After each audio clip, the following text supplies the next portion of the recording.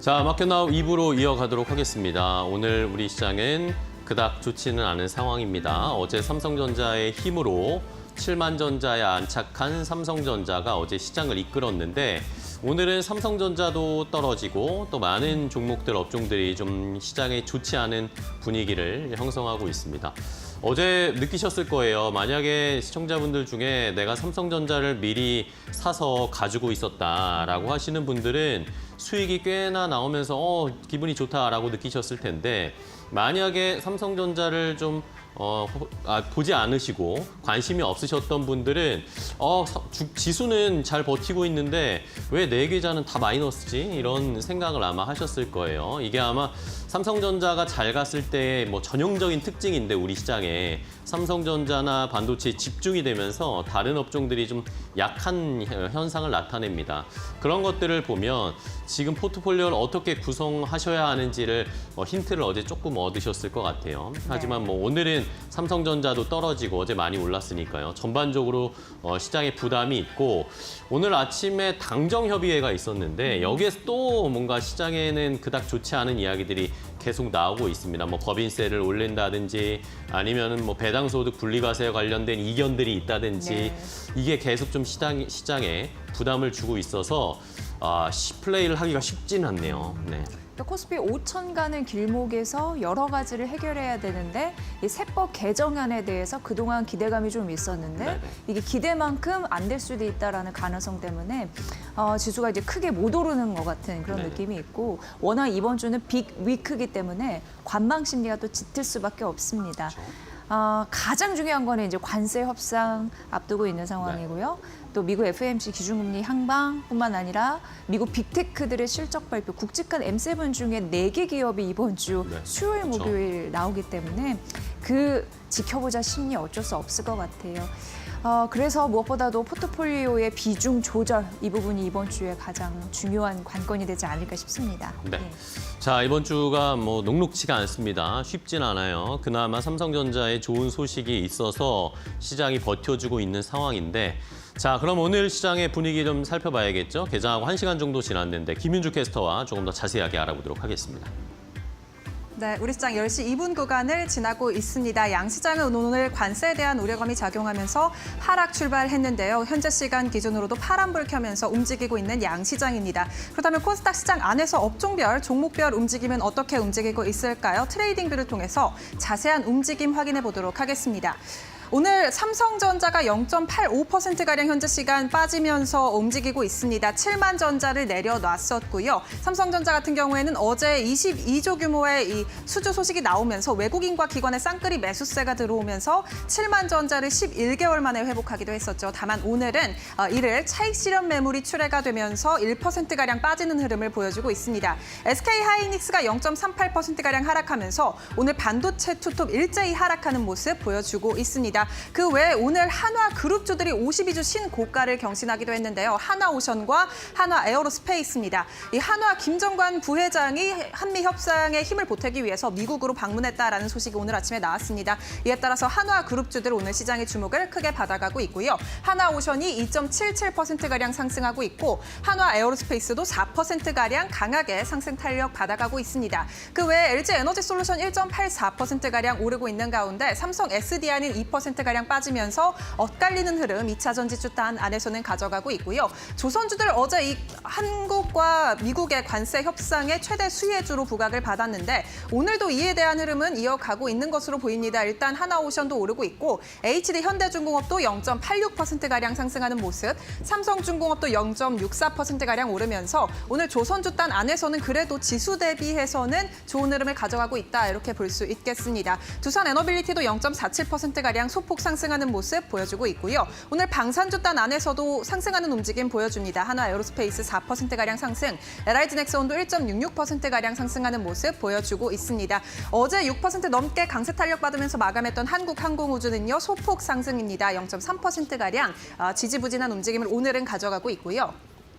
오늘 일단 은행주 단 안에서 어제 강하게 빠졌던 만큼 오늘은 그래도 소폭이지만 상승하는 모습을 보여주고 있는데요. KB금융지주가 0.72%가량 상승하고 있고 신한금융지주가 1.34%가량 오르는 모습 보여주고 있습니다. 이외에도 하나금융지주도 0.83%가량 오르면서 오늘 은행주 단으로 그래도 상승 추세를 이어가고 있는 모습 보여주고 있습니다. 이외에 삼성바이오로직스 1.69%가량 오르면서 제약바이오 단 안에서는 그래도 엇갈리는 흐름을 보여주고 있습니다. 셀트리온은 하락하고 있고 유한양행도 0.83%가량 빠지는 모습 보여주고 있습니다. 이외에 현대차와 기아는 소폭이지만 하락하는 모습을 보여주고 있습니다. 이 관세 협상에 대한 우려감 계속해서 작용을 하고 있고요.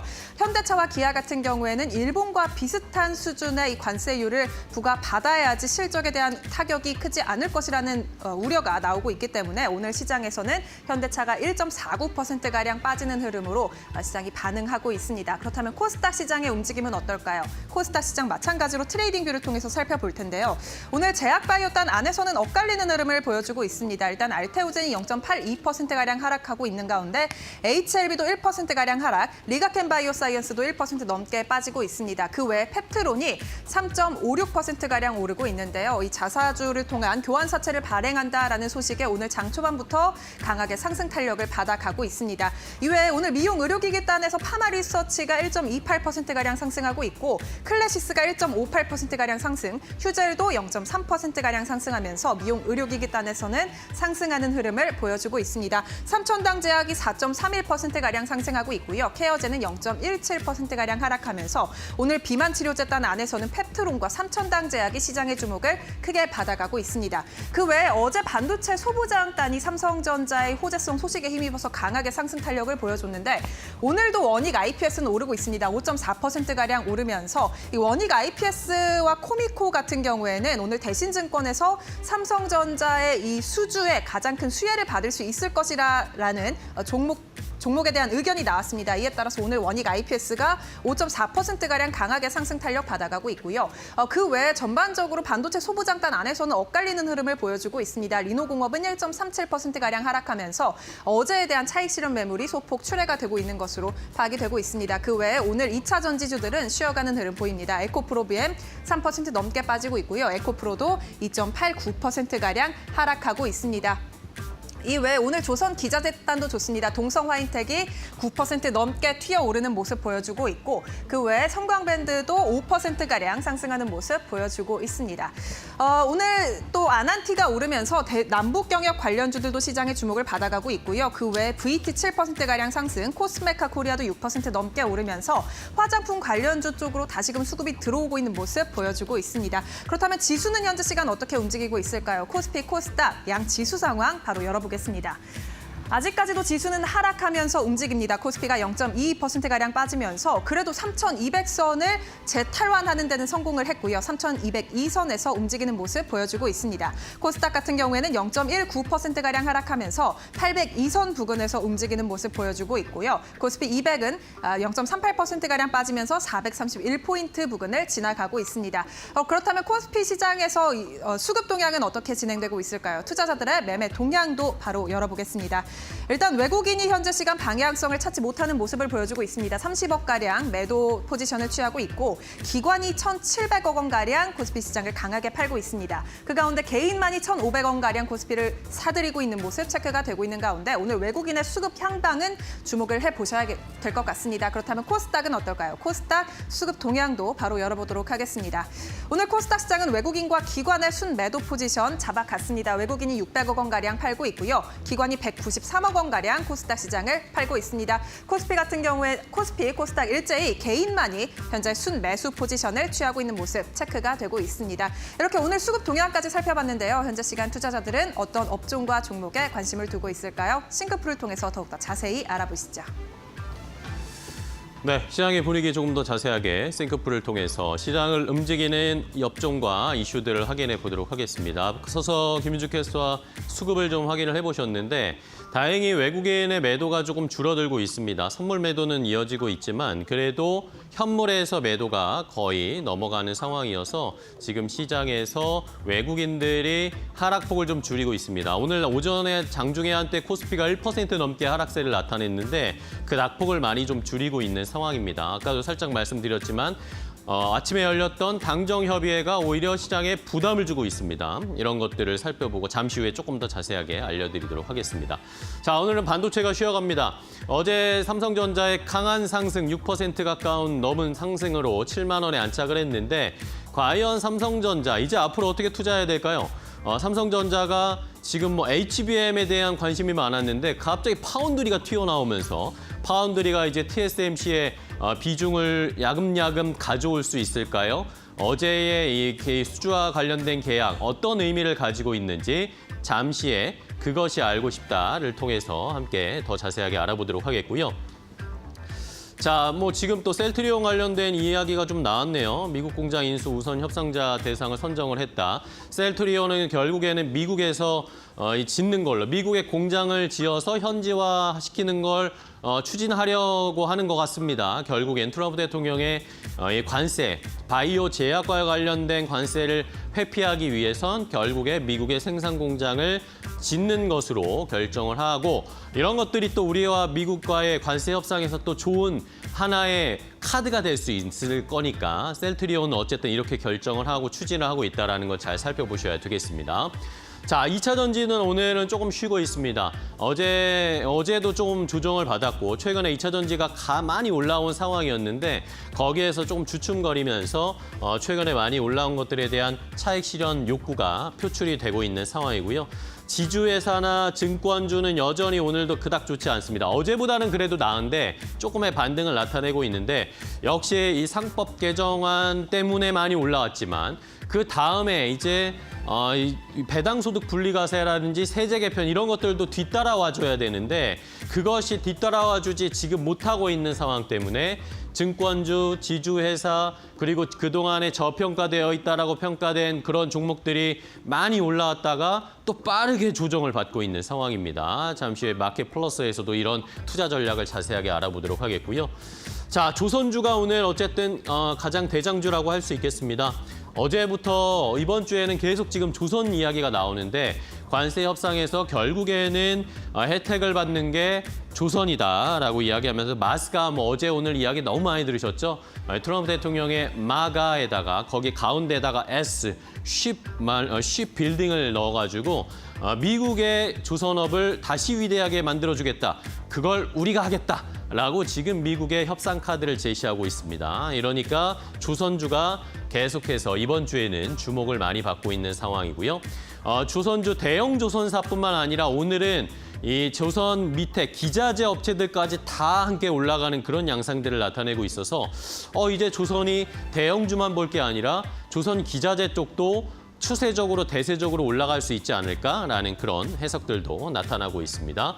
오랜만에 남북 경협주가 다시 부각을 받고 있는데 북한에서 자꾸 지금 사인을 보냅니다. 우리나라 이재명 대통령에 대한 언급도 하고 트럼프 대통령에 대한 언급도 하고 북한이 이제는 가만히 있는 것 같았는데 조금씩 움직이고 있습니다. 여기에서 우리가 투자 힌트를 얻어야 되겠죠? 이런 것들도 시청자 여러분들 잘 아셔야 되겠고요. 스테이블 관련된 법안이 발의가 됐습니다. 이러면 스테이블 코인과 관련된 종목들이 오늘 오랜만에 다시 반등 나오고 있고 음식료 업종 지난번에 한번 말씀드렸죠. 풀무원에서 냉동김밥이 중국에서 잘 팔린다 이야기가 해드렸는데 그것이 다시 한번 뭐 비슷한 이야기입니다. 또 부각이 되면서 풀무원의 주가가 잘 갑니다. 최근에 풀무원 고민되네요. 이게 계속 추세적으로 갈 수 있을 것인지 아니면 단기적인 그냥 모멘텀으로 그칠 것인지 약간 고민의 기로에 서 있는 양상입니다. 자, 그럼 첫 번째 이슈부터 조금 더 자세하게 확인해 보도록 하겠습니다. 이번 주에는 뭐 계속해서 관세입니다. 우리 정부가 지금 마지막으로 관세 협상을 하기 위한 총력전을 펼치고 있습니다.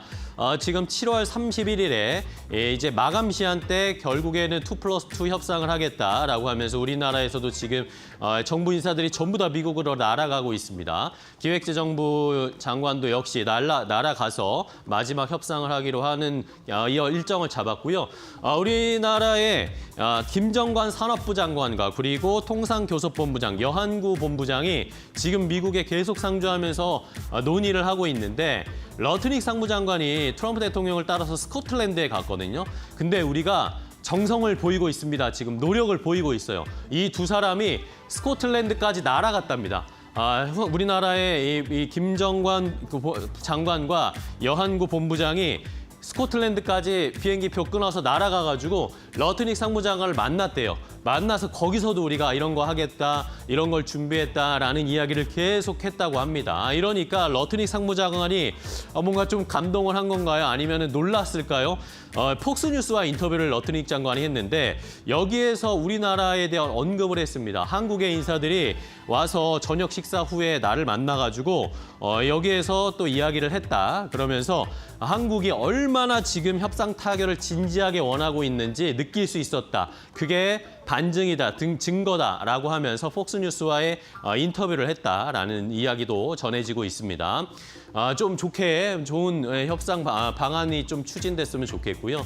아까도 살짝 말씀드렸지만 김동관 하나 부회장도 지금 미국에 갔습니다. 미국에 가서 우리나라 조선업이 얼마나 미국에 도움이 될 수 있을지 계속 어필을 하고 있는 상황이고 필리조선소 있잖아요. 저희는 필리조선소 지금 잘 되고 있다. 그리고 여기에서 미국의 조선 업체들과 협력을 할 수 있고 미국의 MRO 사업 그리고 군함 만들어줄 수 있다라는 이런 것들을 계속 이야기하고 있는 상황입니다. 협상단에 아예 합류해서 김동관 부회장도 힘을 보태고 있고요. 아까 속보로 전해드렸지만 셀트리온도 지금 미국에다가 공장 짓겠다라고 선언을 하고 있고요. 자, 이런 것들이 계속 추진되고 있습니다. 자, 트럼프 대통령이 이러면서 스코틀랜드에서 이야기를 했는데 기본적으로 이제 8월 1일까지 관세 협상을 하는 나라들은 15% 아니면 20%의 관세를 받을 것이다 라고 이야기를 했습니다. 자, 여기에서 중요한 건 우리는 역시 자동차죠. 자동차를 우리가 유럽이나 아니면 일본처럼 15%를 받을 것이냐 아니면 절반 할인하면 우린 사실 원칙적으로 따지면 12.5를 받아야 되거든요. 왜냐하면 우린 FTA로 미국에 관세를 안 내고 있는 상황이기 때문에 만약에 우리도 50% 할인을 해줘라 라고 하면 12.5를 받아야 됩니다. 12.5를 받으면 유럽이나 일본보다 훨씬 더 유리해지겠죠? 이런 것들의 자동차에는 아주 좋은 호재가 될 겁니다. 하지만 12.5를 못 받고 유럽이나 일본처럼 15를 받아도 지금 현재로서도 유럽이나 일본 차보다 가격 경쟁력이 있기 때문에 지금 15%를 받아도 이게 악재가 아니라 오히려 그래도 선방하는 수준으로 호재가 될 것이다 라는 그런 해석들도 계속 나오고 있으니까 관세 협상, 자동차가 어떻게 이루어질지가 일단은 가장 중요한 포인트가 될 것으로 보입니다. 자, 그렇다면 자동차를 포함해서 관세 관련된 종목들 어떤 움직임인지 함께 확인해 보겠습니다.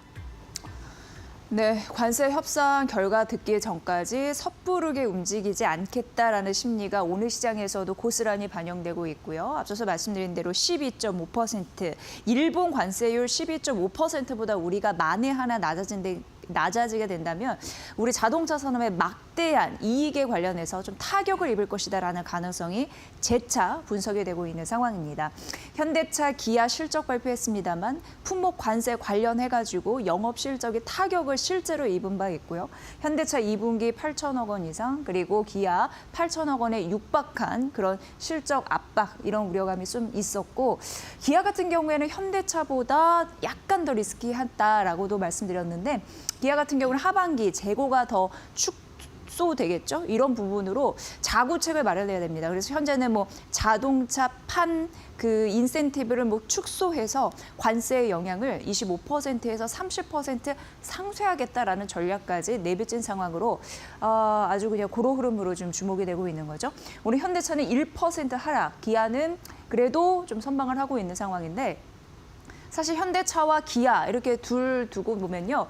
대미 관세율을 어떻게 받는지에 따라서 6천억 원 후반대에서 최대 1조 원까지 좀 차이가 많이 드러납니다. 그래서 앞으로 그런 부분은 좀 보시고요. 현대모비스는 그래도 긍정적인 리포트는 지속적으로 나와요. 왜냐하면 높아진 이익 체력이 주가에 반영이 될 것이다라는 가능성 언급이 되면서 최근 증권사에서도 목표 주가를 36만 원으로 올려잡는 흐름들이 있었죠. 오늘 1% 정도 쉬어가자 흐름 보이고 있고요. 현대위아 같은 경우에는 최근 목표가가 6만 원짜리, 이거는 최대치입니다. 최고치까지 6만 원짜리가 나왔습니다. 오늘은 1.8% 약세 흐름을 보이면서 5만 원 선 좀 밑에서 움직이고 있고 LH만도도 어제에 좀 떨어지는 흐름들이 있습니다. 어쨌든 관세에 따라서 명운이 달린 자동차 관련주 그리고 부품주이다 이런 점 좀 말씀드리고요. 두 번째 테마 넘어가 보도록 하겠습니다. 자, 오늘 두 번째 이야기 드릴 것은 오늘 아침에 세제 개편안 마련을 위한 비공개 당정협의회가 열렸습니다. 민주당에서는 진성준 정책위원장과 국회의 기획재정위원회에 소속되어 있는 민주당 의원들, 여기에 카운터파트로 지금 정부의 기획재정부의 관계자들이 모여서 이 세제 개편을 어떻게 할 것인가에 대해서 협의하는 이 논의를 가졌는데, 물론 비공개로 진행돼서 어떤 이야기들이 나왔는지 구체적으로는 확인할 수 없지만, 지금 속보나 뉴스들로 나오는 이야기들은 당정이 결국에는 주식 양도세 대주주 기준을 50억에서 10억으로 낮추는 것으로 이야기를 했습니다. 뭐 이걸 정상화라고 했는데, 전 정부에서 윤석열 정부에서 이것을 원래 10억 원이었다가 50억 원으로 높여줬거든요. 그러니까 양도세를 내야 하는 그런 주체들을 줄여준 거였는데 이걸 다시 늘리겠다라는 겁니다. 예, 대주주로서의 지위가 10억 원 이상이 되면 대주주로서의 대우를 받게 되고, 그러면 세금을 더 내야 한다라는 겁니다. 어제도 말씀드렸지만 연말에 이 대주주 양도세를 회피하기 위한 매도 물량이 쏟아질 수 있다라는 건 미리 생각을 하셔야 됩니다. 11월, 12월이 되면 아마 코스닥의 시장이 좋지 않아질 수도 있습니다. 그런 것들 체크해 보셔야 되겠고요. 자, 그다음에 법인세도 1%포인트를 다시 높여서 25%로 복귀하는 걸로 결정을 아마 협의를 한 것으로 보입니다.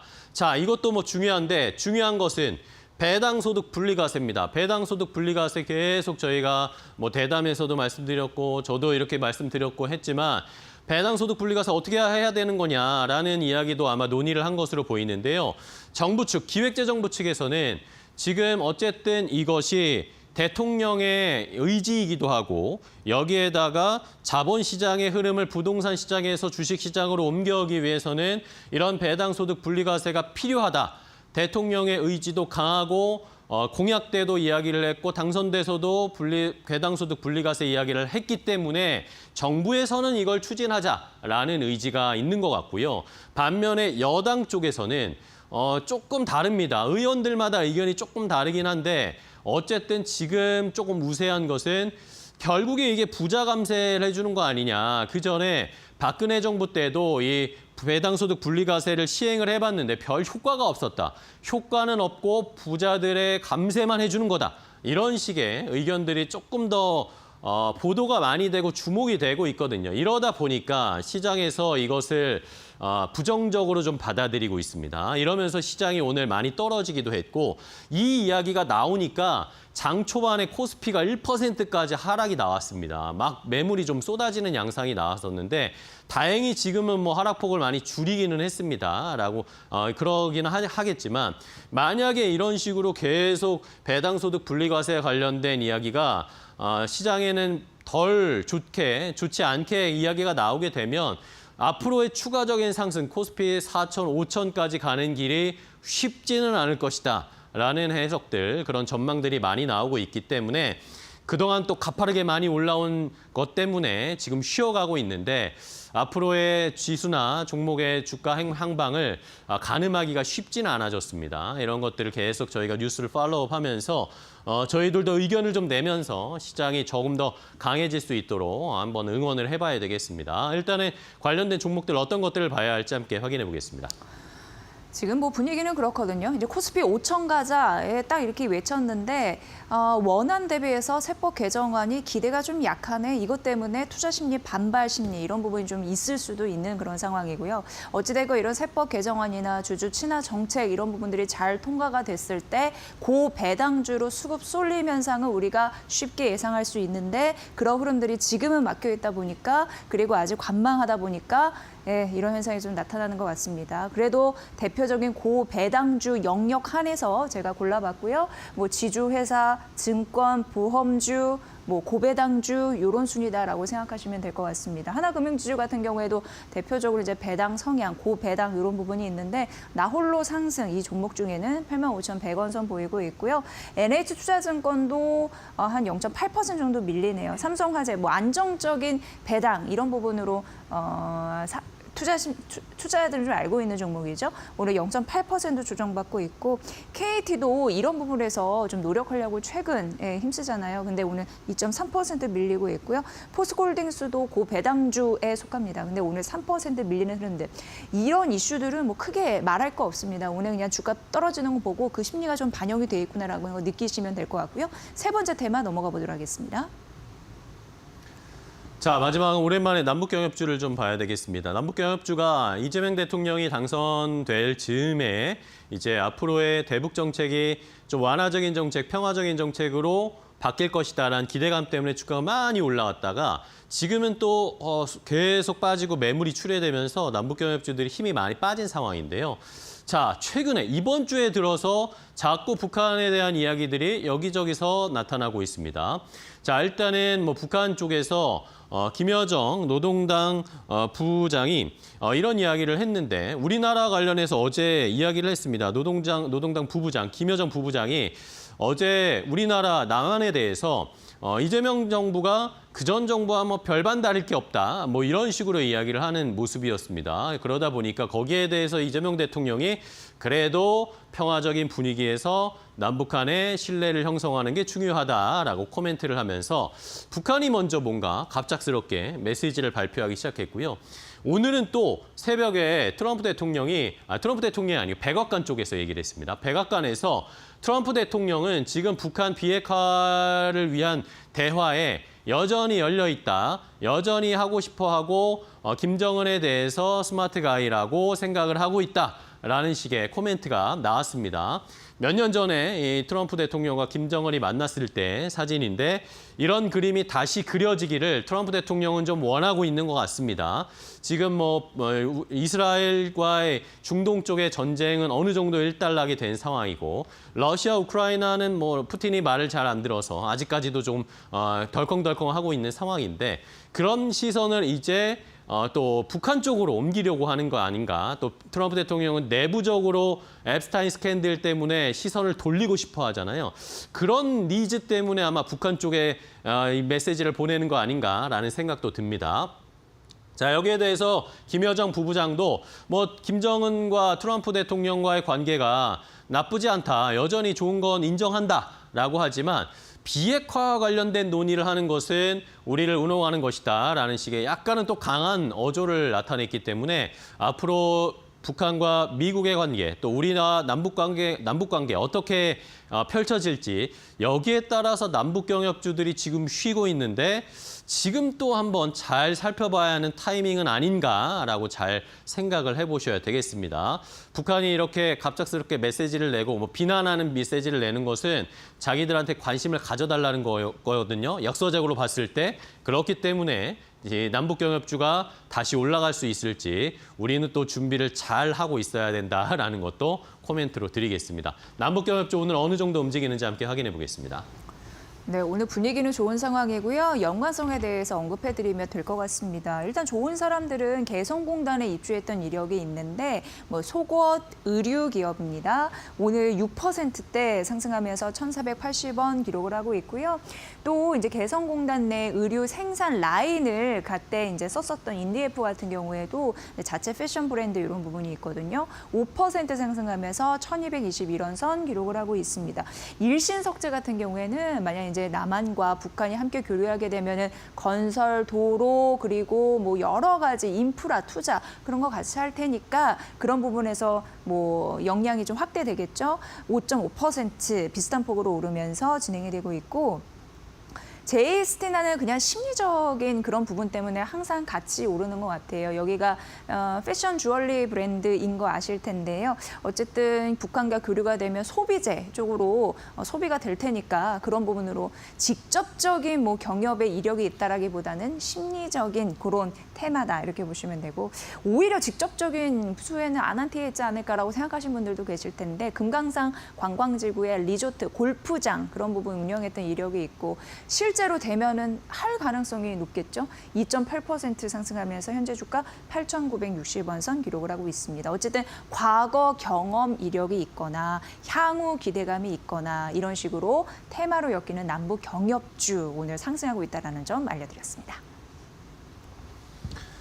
자, 이슈는 이 정도로 좀 살펴보도록 하겠고 이제 오늘장의 투자 전략이 필요한 상황입니다. 오늘은 퍼스트 프라임 리서치 이동훈 대표와 함께 이야기 나눠보겠습니다. 네. 대표님 안녕하세요. 네, 안녕하십니까. 네, 반갑습니다. 자, 오늘 시장은 어떤 전략을 좀 준비하면 좋을까요?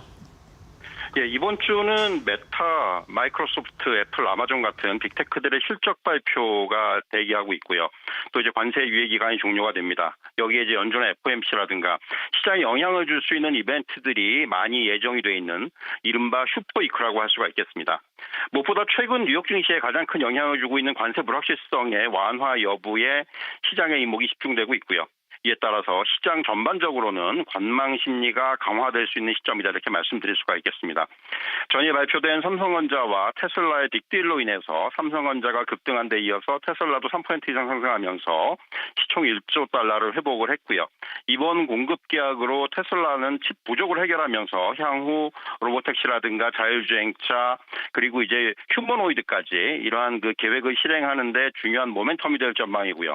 삼성전자는 계속해서 고전하고 있던 파운드리 분야에서의 계기가 마련되면서 향후 시장 위치를 확보할 것으로 예상이 됩니다.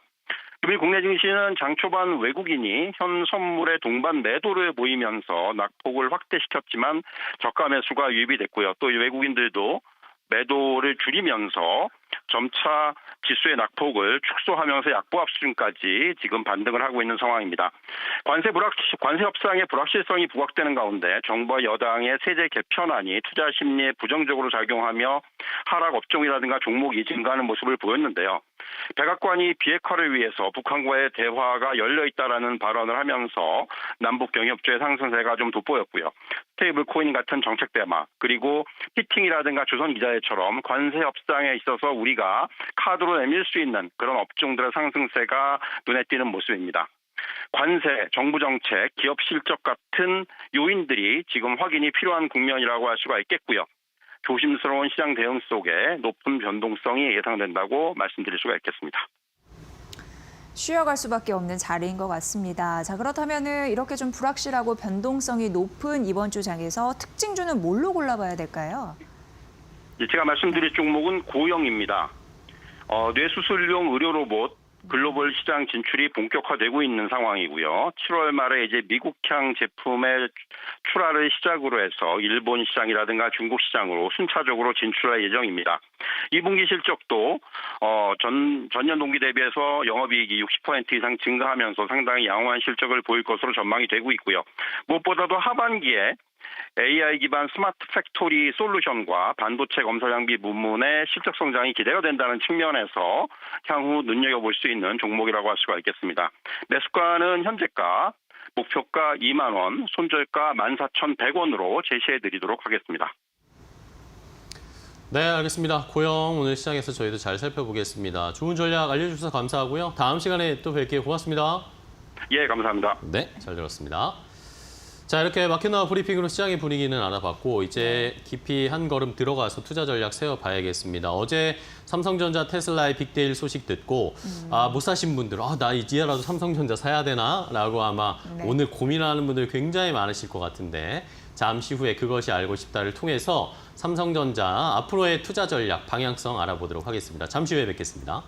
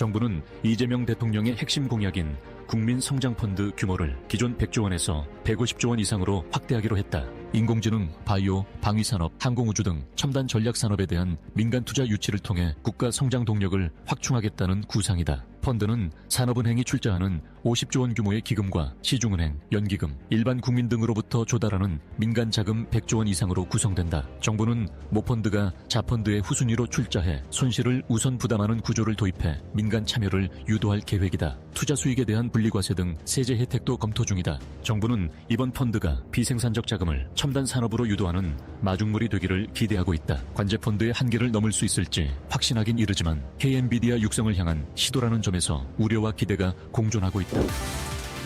트럼프 대통령이 28일 별도 무역 협정을 맺지 않은 국가들의 15에서 20% 수준의 일괄 관세를 부과할 가능성을 밝혔다. 트럼프 대통령은 스코틀랜드에서 키어 스타머 영국 총리와 회동한 자리에서 기자들에게 아직 미국과 무역 합의에 이르지 못한 국가들에 대해 15에서 20% 사이 어딘가일 것이라며 두 숫자 사이일 것이라고 말했다. 트럼프 대통령은 200개국과 각각 무역 협정을 맺는 것은 현실적으로 불가능하다고 설명했다. 앞서 트럼프 대통령은 10% 관세 도입을 예고했지만 이번 발언은 이를 크게 상향한 것이다. 미국은 일본, 유럽연합과는 이미 15% 수준의 협정을 체결했고 한국은 여전히 고율 관세 대상국으로 남아있다. 이에 따라 한국을 비롯한 일부 국가와의 향후 협상 결과에 관심이 쏠린다. 김동관 한화그룹 부회장이 한국과 미국의 관세 협상에 힘을 보태기 위해 워싱턴으로 향한 것으로 알려졌다. 28일 재계에 따르면 김 부회장은 이날 워싱턴으로 출국했다. 김 부회장은 한국이 미국 측에 제안한 조선산업협력 프로젝트 마스가의 구체화를 위해 한국 협상단에 합류할 것으로 전해진다. 김정관 산업통상자원부 장관은 지난 25일 뉴욕 하워드 러트닉 장관 자택에서 진행된 한미산업장관 협상에서 마스가 프로젝트를 제안했고 미국 측은 큰 관심을 보인 것으로 알려졌다. 한화그룹은 올해 초 1억 달러를 투자해 미국 필리조선소를 인수했으며 관세 협상에 힘을 보태기 위해 추가 투자와 현지 기술 이전, 인력 양성 등을 정부에 제안했다.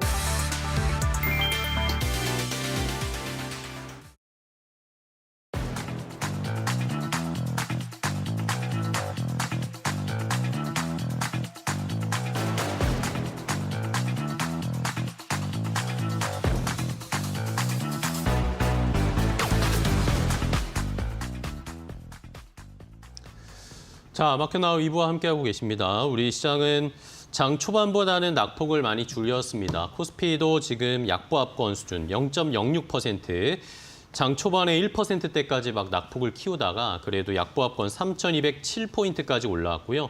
코스닥 지수도 0.13%까지 만회했습니다.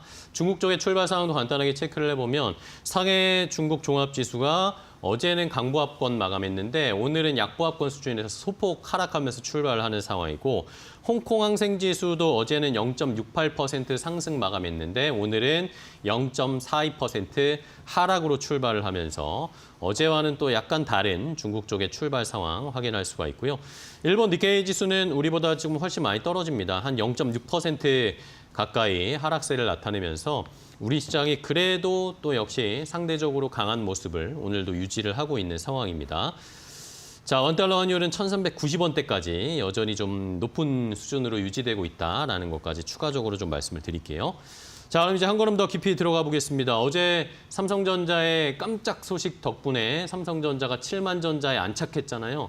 이제 많은 분들이 고민이 되실 겁니다. 지금도 7만 원 다시 복귀했는데 7만 200원인데 삼성전자 이제 사야 되나? 나도 사야 되나? 라고 고민하시는 분들 많을 텐데 어떤 이야기, 테슬라와의 어떤 관계가 형성된 건지 조금 더 분석하시고 한번 판단해 보시기 바랍니다. 자, 오늘은 이데일리 마케팅 센터의 권소연 센터장과 함께 하겠습니다. 센터장님 안녕하세요. 네, 안녕하세요. 네, 반갑습니다.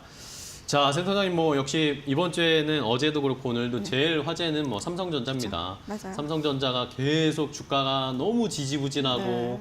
답답하고 뭔가 깜짝 소식을 전해준 게 이제 언제였는지 너무나 기억이 오래돼서 네. 그냥 아쉬워하시는 분들이 많았는데 자, 일단은 뭐 7만 전자 오늘도 유지를 하고 있고 테슬라와의 공급 계약이 구체적으로 어떤 내용인지를 한번 먼저 정리를 해봐야 될 것 같아요. 어제 개장 전에 정확히 제가 봤더니 오전 8시 45분에 삼성전자가 공급 계약 체결 공시를 했더라고요. 네. 이게 반도체 위탁 생산 공급 계약이라고 되어 있고 네. 네, 그 165억 4,400만 달러, 그러니까 한화로 치면 22조 7,600억 원 정도인 건데 지난해 삼성전자 총 매출액이 300조 8,700억 원 정도였거든요. 그렇죠. 네. 거기에 이제 7.6%에 해당되는 7% 금액이니까 정도였군요. 굉장히 큰 금액이고 삼성전자의 반도체 역사상 사상 최대 규모의 계약이었습니다. 근데 계약 상대방은 그냥 글로벌 대형 기업이라고만 써져 있었고, 네, 공개를 안 했었어요. 예, 계약 기간은 2033년 12월 31일까지로 되어 있고, 올해부터 이제 5년간에 걸쳐서 위탁 생산한다는 계약인 건데, 이제 계약 상대방이 누구인지에 대해서 안 밝혔기 때문에, 그러니까 뭐 경영상 비밀 유지를 이유로 안 밝히긴 했는데, 이제 출입 기자들한테도 비밀입니다, 알려드릴 수 없습니다, 뭐 그 계약 상대방을 추정해서 쓰지 말아달라라고 부탁을 네네. 했다고 하더라고요. 근데 시장에서는 뭐 사실 테슬라가 아닐까라고 네, 이제 소문이 약간 조심스럽게 돌아돌긴 그 전부터도 이제 가능성들이 조금씩 나오기 네. 시작했었잖아요. 추측을 하긴 했었는데 뭐 조금 있다가 테슬라와 계약했다라는 뭐 외신 보도 나오고 뭐 일론 머스크 SNS에 통해서 이제 대놓고 밝혔죠. 그러면서 이제 확정이 됐는데 그 삼성전자의 텍사스 신규 공장에서 테슬라의 차세대 AI6 칩 생산을 맡을 것이다. 이 계약의 전략적 중요성은 아무리 강조해도 지나치지 않다라고 이제 그 SNS에 올렸고요. 여기에 이제 추가로 TSMC는 AI5를 만들 거고 네. 설계를 막 마쳤고 일단 대만에서 먼저 생산한 다음에 그러니까 애리조나 공장에 생산할 거다 이런 내용도 덧붙였어요. 거기다가 이제 댓글이 막 달리잖아요. 근데 네네. 댓글에 대한 답글로 165억 달러의 수치는 최소액이고 실제 그러니까요. 생산량은 몇 배도 높을 것 같다라고 얘기를 해서 굉장히 이제 기대감을 테슬라의 이 일론 머스크가 높여놨죠. 네. 이러면서 어제 뭐 많은 분들이 일론 머스크가 진짜 큰 선물을 줬다. 너무 고맙다. 그죠? 한국을 사랑하나 보다. 네. 뭐 예전에 일론 머스크가 맨날 우리나라 얘기했잖아요. 인구 소멸될 수도 있다. 네. 뭐 이런 식으로들 뭔가 걱정스러운 이 X로 많이 남겼는데 이번엔 아예 삼성전자와 손을 잡고 AI 칩을 만들겠다고 했습니다. 자, 그러면은 이제 궁금한 게 AI 이 칩을 만든다고 했는데 AI6를 만든다고 했어요. 네. AI4는 지금 삼성전자가 만들고 네, 있다고 생산하고 했고 있죠. 네. AI5는 TSMC가 만들 거라고 했고 네. 그러면 이 AI6는 어떤 칩입니까, 이게? 이게 이제 6세대 자율주행 칩셋인 건데 이거는 테슬라가 자체 개발한 거예요. 네. 그러니까 그 지금 테슬라가 만드는 차량에 완전 자율주행 기능 있잖아요. FSD라고 FSD, 하는 네. 그 기능을 위해서 개발한 건데 지금 사실 AI 칩 대부분 엔비디아, 그러니까 그 보통 우리가 AI 칩 하면 다 엔비디아를 생각을 네네, 하잖아요. 근데 이 테슬라가 엔비디아의 자율주행 반도체하고 시스템에 대항해서 이제 독자 노선을 걷는 와중에 이제 자체 개발한 칩인 건데 네네. 이게 이제 역사를 쭉 보면 그 지금 AI라고 불리고 있지만 이제 실제로는 HW 2.0, HW 2.5 칩은 테슬라가 엔비디아에 이제 맡겨서 TSMC가 위탁 생산했고요. HW 3.0부터는 테슬라가 자체 설계를 해서 지금 HW 4.0, 그러니까 이게 AI4인 건데 이거는 지금 설계를 막 끝낸 상태고 네. 요거는 이제 TSMC가 위탁 생산을 하기로 했고요. 그 다음 단계가 그 HW5, 그러니까 AI5인 거죠. 그러니까 AI5가 이제 TSMC가 위탁 생산하는 거고 네. 이게 사실 AI6 같은 경우는 기존 칩보다 연산 능력이라든가 전력 효율이 엄청나게 뛰어나서 그러니까요. 그러니까 삼성전자의 첨단 2나노 공정을 활용해서 생산할 예정이라고 하고요. 지금 사실 개발 단계라서 이게 실제로 양산되기까지는 아마 시간이 꽤 걸릴 것으로 보이는데 대략 한 2027년 혹은 2028년 정도에 출시되지 않겠냐라는 이제 전망이 나오고 있어요. 근데 머스크가 그 SNS에 올린 내용 중에 또 하나가 그러니까 AI6를 테슬라 생태계 전반에 활용할 계획이라고 이제 과거부터 좀 밝혀왔었거든요. 그러니까 이게 자율주행 차량뿐만 아니라 지금 이제 그러니까 머스크가 추진하고 있는 뭐 휴머노이드 로봇에도 들어가지 않겠냐라는 그쵸. 얘기가 좀 나오고 있고 이게 확장형 설계를 적용한 거라서 뭐 데이터 센터라든가 뭐 슈퍼컴퓨터용으로도 좀 활용될 수 있다라는 얘기가 나오는데 이렇게 되면 삼성전자의 생산 물량이 더 확대될 수 있는 가능성이 있고 이게 이제 그러니까 모델별로 위탁 생산 업체를 보면 이제 과거에는 그러니까 HW 3.0을 삼성전자가 생산했었고 HW 4.0이 이제 모델 S, 모델 X 이제 신규 차량에 적용이 됐었는데 이거는 TSMC가 생산을 하고 있고 이거 말고도 사실 이제 초기 모델인 뭐 HW 2.0이라든가 네. 2.5 그리고 데이터 센터용 이제 칩이 따로 있거든요. 이런 것들을 다 TSMC가 생산했어요. 그러니까 전반적으로 테슬라의 칩을 TSMC가 생산을 했었는데 네. 이게 너무 TSMC에 맡기다 보니 TSMC 물량이 너무 넘쳐나기도 하고 그래서 삼성전자에 일부 물량을 맡긴 거 아니냐라는 이제 일부 분석도 있고요. 테슬라 입장에서는 사실 자율주행용 AI 칩 공급망을 좀 분산해야 되는데 네. 너무 TSMC에 몰리면 이거에 따른 리스크도 그렇죠. 좀 감수해야 되니까 조금 나눠서 맡기는 차원에서 삼성전자에 맡긴 거 아니냐라는 이거는 사실 이제 수수의 의미를 살짝 이제 폄훼하는 느낌이긴 한데 그런 분석도 일부 나오고는 있습니다. 근데 뭐 어쨌든 일론 머스크 같은 경우에는 뭐 2차 전지 배터리도 그랬고 결국에는 이런 식으로 좀 분산시키고 네. 공급처를 다변화시킨 다음에 네. 그런 다음에 이제 자체 제작하는 식으로 넘어가는 그런 패턴을 보이더라고요. 근데 이번에도 아마 자체 칩을 그런 식으로 가려는 게 아닌가라는 생각도 들던데.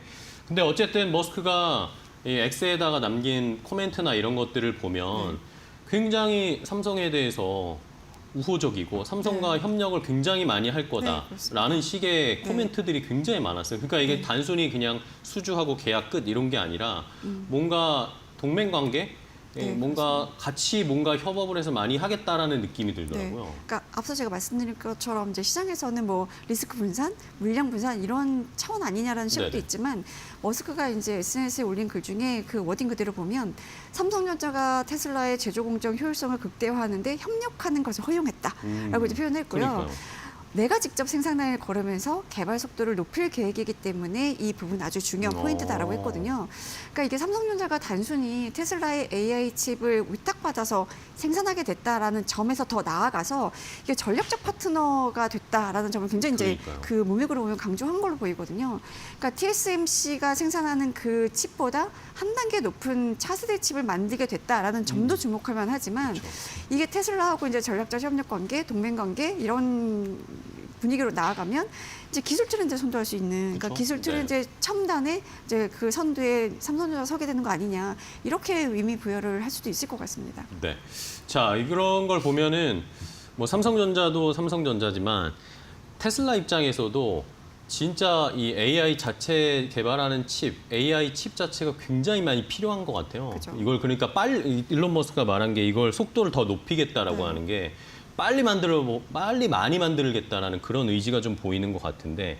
자, 그러면은 우리가 이렇게 해석을 해도 괜찮을지 모르겠습니다. 이게 어쨌든 삼성전자의 파운드리는 지금까지는 네. 안 좋은 부정적 이미지의 네, 맞아요. 대명사였단 말이에요. 네. 삼성전자의 파운드리는 네.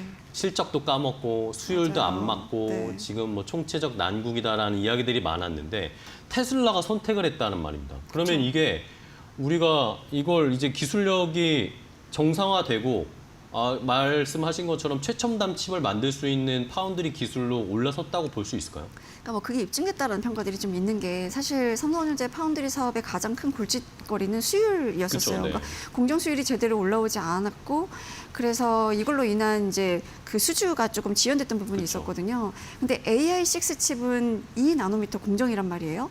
그러니까 사실 삼성전자 파운드리 사업부가 올해 연말부터 2나노 공정 양산을 시작할 예정이었는데 그 시작하기 앞서서 테슬라로부터 이제 대형 계약을 따냈다는 거는 공정 수율 그리고 품질 개선 이걸 이제 입증 받았다. 그러니까 대외적으로 이렇게 이제 볼 수가 있는 건데 사실 지금 테일러 공장이 삼성전자가 한 370억 달러 정도 들여서 네네. 텍사스주에 그러니까 텍사스주에 테일러에 짓고 테일러에 있는 공장이에요. 이게 원래 이제 대규모로 공장을 지어서 작년 말부터 가동하는 게 목표였는데 지금 뭐 수율도 그쵸. 안 자꾸 맞춰지고 미뤄지고 있죠. 이제 수주도 안 되고 이러니까 이게 좀 늦어져서 지금 한 3월 기준으로 보면 공정률이 한 99.6%인가 거의 다 지은 거죠. 그리고 지금 2나노 공정 설비를 좀 들이고 있는 중이라고 합니다. 그래서 가동 목표 시점을 이제 2026년 말로 잡고 있긴 한데 네. 이게 가동 전에 어쨌든 간에 대규모 계약이 가능했던 거는 뭐 이제 기술력 입증 그리고 수율이 네. 어느 정도 안정이 됐구나라는 평가도 있고 한편으로는 이 트럼프의 보호주의 무역, 네네. 그러니까 보호무역주의 이런 거와 이제 맞물린 거라는 해석도 좀 있긴 해요. 그러니까 미국이 사실은 지금 뭐 각국과 한 200개 국가 무역 이제 관세 협정을 계속 이제 개별적으로 체결하고 있는데 지금 그 중에서도 반도체에 대한 관세 부과가 굉장히 쟁점이잖아요. 그렇죠. 사실 EU와 이제 이 15% 관세 계약을 이제 협정을 한 것 중에서도 사실 반도체 부분은 좀 유예를 했단 말이에요. 조사하고 나서 그 결과를 가지고 관세를 부과하겠다라고 하는 거는 사실 미국이 굉장히 반도체에 대한 관세에 좀 예민한 상황이다라고 볼 수 있는 건데 게다가 지금 트럼프 정부 들어와서 반도체 보조금, 그러니까 칩스법을 이제 재협상하는 과정을 네. 좀 추진 중이잖아요. 근데 어쨌든 간에 미국 내에서 생산이 되게 중요해졌고 그런 면에서 보면 AI5도 이제 테슬라, 그러니까 그 일론 머스크가 이 SNS에 올렸던 것처럼 TSMC 대만에서 생산하다가 나중에 애리조나에서 생산할 거다라고 이제 애리조나를 강조해서 이제 밝혔고 AI6는 텍사스 삼성전자 공장에 생산할 거다라고 이제 명확하게 미국에서 생산할 거라고 밝혔잖아요. 결국에는 이런 뭐 칩스법 재협상이라든가 이제 관세 협정 이런 것들을 감안했을 때 미국 내에서 생산할 수 있는 업체를 찾다 보니 곧 공장을 준공하고 대규모 생산 능력을 갖추게 되는 삼성전자에게 갈 수밖에 없었다라는 분석이 나오고 있는 거거든요. 그 과정에서 물론 이제 깐깐하게 공급업체를 선정하는 테슬라의 이 검증 과정을 뚫었다는 것도 상당한 의미인 거고 이제 여러 가지 미국의 지금 보호무역주의 이런 것들과 맞물려서 이제 만들어진 결과가 아니냐라는 생각이 좀 듭니다. 네. 그렇게 생각을 하면은 결국에는 뭐 테슬라 입장에서도 삼성전자는 테일러 팹에서 만들면 관세를 안 내도 되니까 그 테슬라 입장에서도 비용이 세이브가 되는 거고 삼성전자 입장에서도 뭐 물론 관세 부담이 줄어드는 거고 또 더 크게 봤을 때는 우리나라 지금 관세 협상을 하고 있는데 뭐 그런 이야기들도 좀 나오더라고요. 우리나라 한미 관세 협상 차원에서도 테일러 팹이 중요하니까 우리가 여기다 더 투자하지 않냐, 테슬라를 협력해서 일자리도 많이 만들고 뭐 또 이런 카드가 하나 더 추가되는 것도 아닌가라는 생각도 듭니다. 자, 그러면은 이제 삼성전자의 파운드리 사업부, 물론 뭐 이런 좋은 소식이 있는데 그렇다고 해서 모든 게 해결되는 건 아니잖아요. 지금 사실 이 삼성전자의 파운드리는 시간적으로도 굉장히 많은 침체를 겪었고 어려움을 겪었고 삼성전자의 실적도 자꾸 까먹고 있고 그런 상황인데 이게 어쨌든 테슬라의 계약을 필두로 해서 해소가 될 수 있을까요? 어떻게 보세요? 일단 아까 저기 이 아래 줄레도 나가는데 파운드리 산업은 사실 삼성전자에게는 굉장히 아픈 손가락이었잖아요. 그러니까 파운드리라는 거는 팹리스, 그러니까 반도체 설계 전문 기업으로부터 주문을 받아서 그대로 칩을 만들어주는 이제 수주형 사업인 거거든요. 그러니까 기술력은 기본적으로 갖추고 있어야 됐고 영업력도 굉장히 필요한 거예요. 수주를 받아야 되는 거니까. 많이 따와야 되는 거죠. 삼성전자 같은 경우에는 사실 파운드리 사업을 굉장히 드라이브를 오랫동안 걸어왔죠. 그런데 이제 초미세 공정에서 수율 확보를 못하면서 이제 고객사 확보도 좀 늦어지고 그러면서 매년 조단위 적자를 기록했던 사업부였거든요. 그러니까 최근에 발표한 2분기 잠정 실적도 보면 매출액은 74조 원이었고 영업이익이 4조 6천억 원을 기록했는데 그 영업이익 자체가 뭐 지금 그래프에서 보다시피 뭐 이제 적자폭도 이 파운드리 사업부에서는 굉장히 많이 이제 늘어났죠. 근데 이 영업이익이 기대에 못 미치는 주요 원인 중에 하나를 꼽는 게 늘 그랬어요. 파운드리 그리고 이제 시스템 LSI 사업부였는데 이 사업부가 이제 부진을 겪으면서 계속 이제 삼성전자의 실적 발목을 잡는 꼴이었는데 파운드리 시장을 보면 지금 대만의 TSMC가 압도적으로 1위를 하고 있는 상황입니다. 그러니까 트랜스포스라는 업체가 분석한 올해 1분기 파운드리 시장 점유율을 보면 TSMC가 67.6%를 차지했고 삼성전자가 7.7% 그리고 중국의 SMIC가 6%로 이제 바짝 쫓아오고 있어요. 그러니까 이게 원래는 삼성전자가 TSMC의 이 시장 점유율을 가져오겠다, 격차를 좁히겠다고 했는데 지금 격차는 벌어지고 있고 지금 이제 3위한테 따라잡히게 된 상황이라서 지금 TSMC를 따라잡는 게 문제가 아니라 그 바로 아래인 중국 업체한테 안 잡히는 게 더 시급하다라는 이제 얘기가 좀 나오고 있거든요.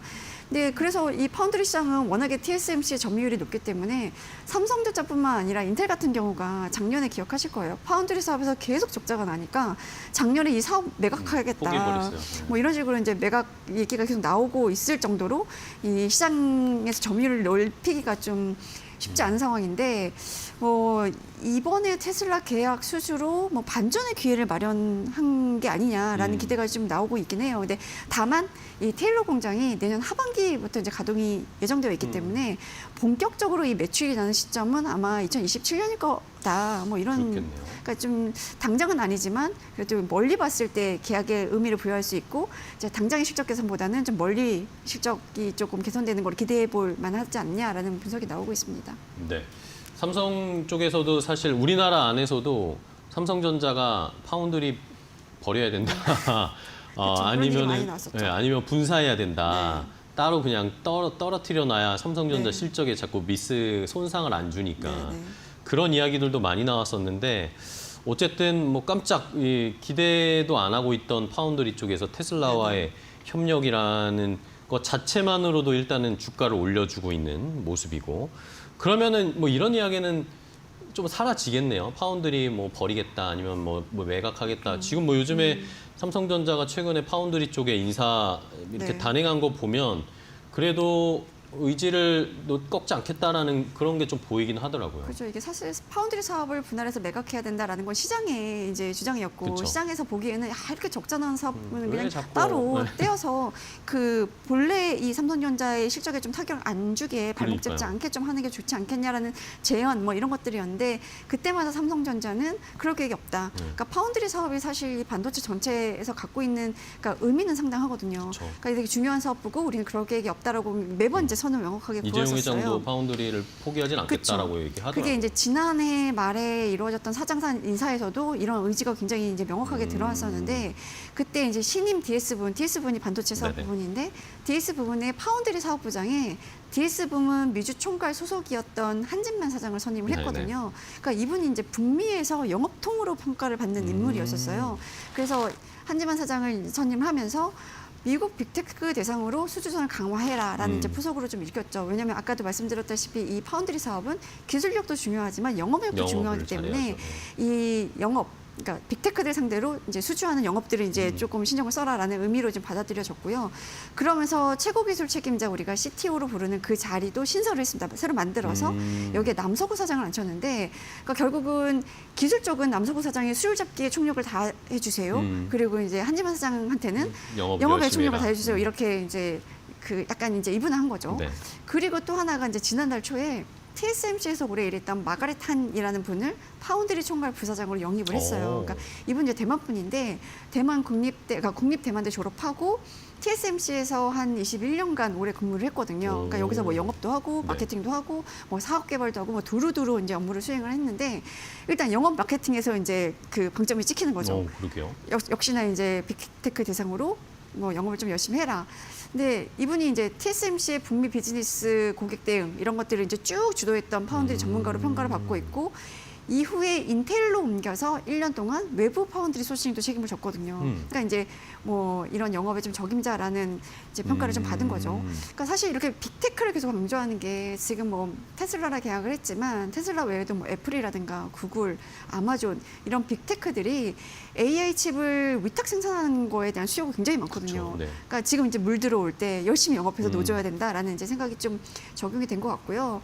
지금 사실 범용 메모리 쪽은 중국 업체들이 올라오는 속도가 굉장히 빨라요. 그리고 이제 시장을 잠식해오는 속도가 굉장히 네네. 빠르기 때문에 이런 쪽은 중국에 이제 내줄 수밖에 없는 상황이니까 지금 삼성전자로서는 전략적으로 이제 중점을 줘야 될 부분들이 수익성 높은 맞춤형 고급 제품 이런 것들이 이제 주력해서 사업 주도권을 좀 이제 가져와야 된다라는 이제 분석들이 좀 높은데 그렇게 하려면 이 파운드리 사업은 필수적이고 이제 수율 높이는 상태에서 영업을 해서 대형 고객들을 수주하면 여기서도 그동안에 적자 계속 내면서 이제 발목 잡는 사업 혹은 이제 미운 우리 새끼 아픈 손가락 이런 오명들을 좀 벗을 수 있지 않을까 하는 기대를 좀 해봅니다. 그렇습니다. 마가렛 한이라는 인사가 있었군요. 저도 처음 들어봤는데 이분이 또 TSMC에 있다가 왔다고 하니 그렇죠. 또 경쟁력을 가지고 있는 것 같고 결국에는 중국의 레거시 반도체는 이제 우리가 넘겨주더라도 파운드리랑 결국에 삼성전자도 HBM 쪽으로 그렇죠. 훨씬 더 많이 좀 집중을 하면서 여기에서 수익을 많이 내야 되는 상황인데 어쨌든 파운드리 쪽에서는 좋은 결과가 하나 있었고 중요한 건 이제 HBM을 엔비디아에서 맞아요. 퀄 테스트 하느냐. 그러면 이제 이게 또 주가에 한번 그죠. 분명히 좋은 영향을 줄 것 같은데 일단은 이번에 테슬라 발로 7만 전제 네. 복귀를 했습니다. 주가 앞으로 어떤 점을 주목해야 될까요? 뭐 사실 어제 이제 11개월 만에 7만 전자가 됐고 오늘 이제 7만 전자 아래 잠깐 떨어졌다가 네. 다시 이제 다시 복귀했어요, 복귀를 지금. 하긴 했더라고요. 근데 이게 이 계약으로 인한 매출 반영은 사실 2027년부터 본격적으로 그러게요. 이루어지는 거기 시간이 좀 때문에 있는데. 그리고 이게 8년 계약이잖아요. 이거를 연간으로 이제 나눠서 따져보면 전사 기준으로 연 매출액에 기여하는 수준이 한 1% 수준밖에 안 돼요. 그러니까 단기 실적 전망을 좌지우지할 정도는 아닌데 그렇지만 이제 이 나노 공정에 대한 대형 고객사를 유치를 했고 이걸 시작으로 추가 수주가 가능할 것이다라는 기대감이 있고 또 이제 테슬라가 공정 운영에 개입을 하면 경쟁력을 더 확보할 수 있지 않을까 하는 생각이 좀 들어서 이 부분을 좀 기대를 해볼 만하고 아까 말씀하신 것처럼 여기에 HBM의 호재까지 더해진다면 삼성전자의 과거에 이제 그 갔던 주가 수준을 다시 이제 기대해 볼 수 있지 않을까 하는 생각이 드는데 오늘 사실 이렇게 삼성전자가 하락하는 거는 아까 말씀하신 그 앞서서 이제 주제 논의가 이루어졌던 세법 개정안의 영향이 좀 네, 있었던 것 그렇죠. 같고요. 네. 그러니까 시장 전반적으로 이제 좀 투자 심리가 위축되다 보니 그리고 이제 어제 많이 올랐으니까 좀 쉬어가는 느낌이 좀 들기도 그렇죠. 하고요. 원래 주가라는 건 사실 기대감으로 가는 게 절반 이상이기 때문에 뭐 투자 심리는 상당히 좋지 않을까 한동안 이런 생각이 좀 들기는 하고요. 이게 삼성전자만 볼 게 아니라 국내 소부장 업계 전반적으로 좀 긍정적인 분위기가 그러니까요. 펼쳐지는 어제도 거를 많이 좀 올랐어요. 주목해야 되는데 뭐 증시에서는 삼성전자 반도체 부문의 공급 업체에 좀 주목을 많이 하고 있거든요. 그러니까 파운드리 비중이 좀 높거나 이제 납품 이력이 있는 곳들 위주로 좀 보고 있는데 특히 그 중에서도 이제 테일러 공장에 실제로 납품하거나 좀 납품을 위해서 준비를 했던 곳들을 좀 주목을 하고 있더라고요. 그래서 어제 관련된 소부장 업체도 많이 상승을 했는데 오늘은 주가가 좀 엇갈리고 있긴 하지만 일단 소재 부품 쪽에서는 뭐 지금 보시는 것처럼 뭐 솔브레인이라든가 SNS텍이라든가 뭐 동진생이 미캠 그리고 뭐 ENF 테크놀로지 뭐 이런 데들이 좀 주목을 받고 있고 장비 쪽에서는 워닝 IPS, 뭐 STI, 뭐 파크 시스템즈, 뭐 테스 이런 데들이 이제 주목을 받고 있는데 이 중에서 오늘 아침에 또 이제 증거사 리포트를 좀 보니까 그 중에서 특정 업체들에 대한 분석 보고서들이 좀 나왔더라고요. 실제로 테일러 팹에 이제 공급을 위해서 준비를 잘 한 업체들을 좀 네. 보니까 ENF 테크놀로지 같은 경우가 프로세스 케미컬이라는 화학 약품을 생산하는 업체인데 이게 반도체 공정 수율을 높이는 데 굉장히 필요한 소재라고 하더라고요. 그러니까 이 회사는 이제 삼성전자 오스틴 공장하고 테일러 공장 이제 짓는 데 대응하기 위해서 미국 법인 일찌감치 설립하고 미국의 공장 설립도 완료를 했다고 해요. 그래서 테일러 팹이 만약에 가동이 되면 여기에 이 프로세스 케미컬 공급을 하면서 아마 매출액이 한 250억 원 이상 발생할 것이다라는 기대감이 좀 있다라는 분석 보고서가 좀 있었고요. 또 솔브레인 같은 경우가 이제 이런 삼성전자 파운드리 관련된 호재에 대표적으로 그쵸. 거론되고 있는 소재 종목인데 비중이, 삼성 비중이 엄청 높죠. 그렇죠. 이제 파운드리 공정에 필요한 초산계 시가객을 납품하고 있는 것이거든요. 이 초산계 시가객을 대체할 수 있는 소재가 일단 없고 이거를 공급할 수 있는 경쟁업체도 현재로서는 없다고 합니다. 그래서 이제 삼성전자가 3나노 이하 공정을 확대할 경우에는 이제 수혜를 입을 만한 대표적인 종목으로 꼽는 게 이제 솔브레인이라서 이런 종목들의 주가 흐름도 좀 주목해 볼 만한 것 같습니다. 네, 좋습니다. 자, 관련된 소부장 업체들도 한번 쭉 봤습니다. 오늘 참 시장도 뭐 출렁출렁하고 왔다 갔다 하는 게 삼성전자도 7만 원 복귀했는데 SK하이닉스가 또 이제 막 올라가려고 하고 있고 삼성 관련된 밑에 소부장 업체들이 장 초반에는 막 올라가다가 좀 지금도 힘이 빠지고 있는데 또 이수페타시스랑 하나비전이 또 급등을 하고 있고 와, 막 반도체가 막 출렁출렁하네요. 이게 자리 잡기가 좀 쉽지 않습니다. 어쨌든 좋은 소식이 있었으니 삼성전자 앞으로도 한번 주가 흐름 기대를 해보겠습니다. 오늘 권소연 센터장과 이야기 나눠봤는데요. 좋은 인사이트 주셔서 감사하고 다음 시간에 또 뵙겠습니다. 고생 많으셨습니다. 네, 감사합니다. 고맙습니다.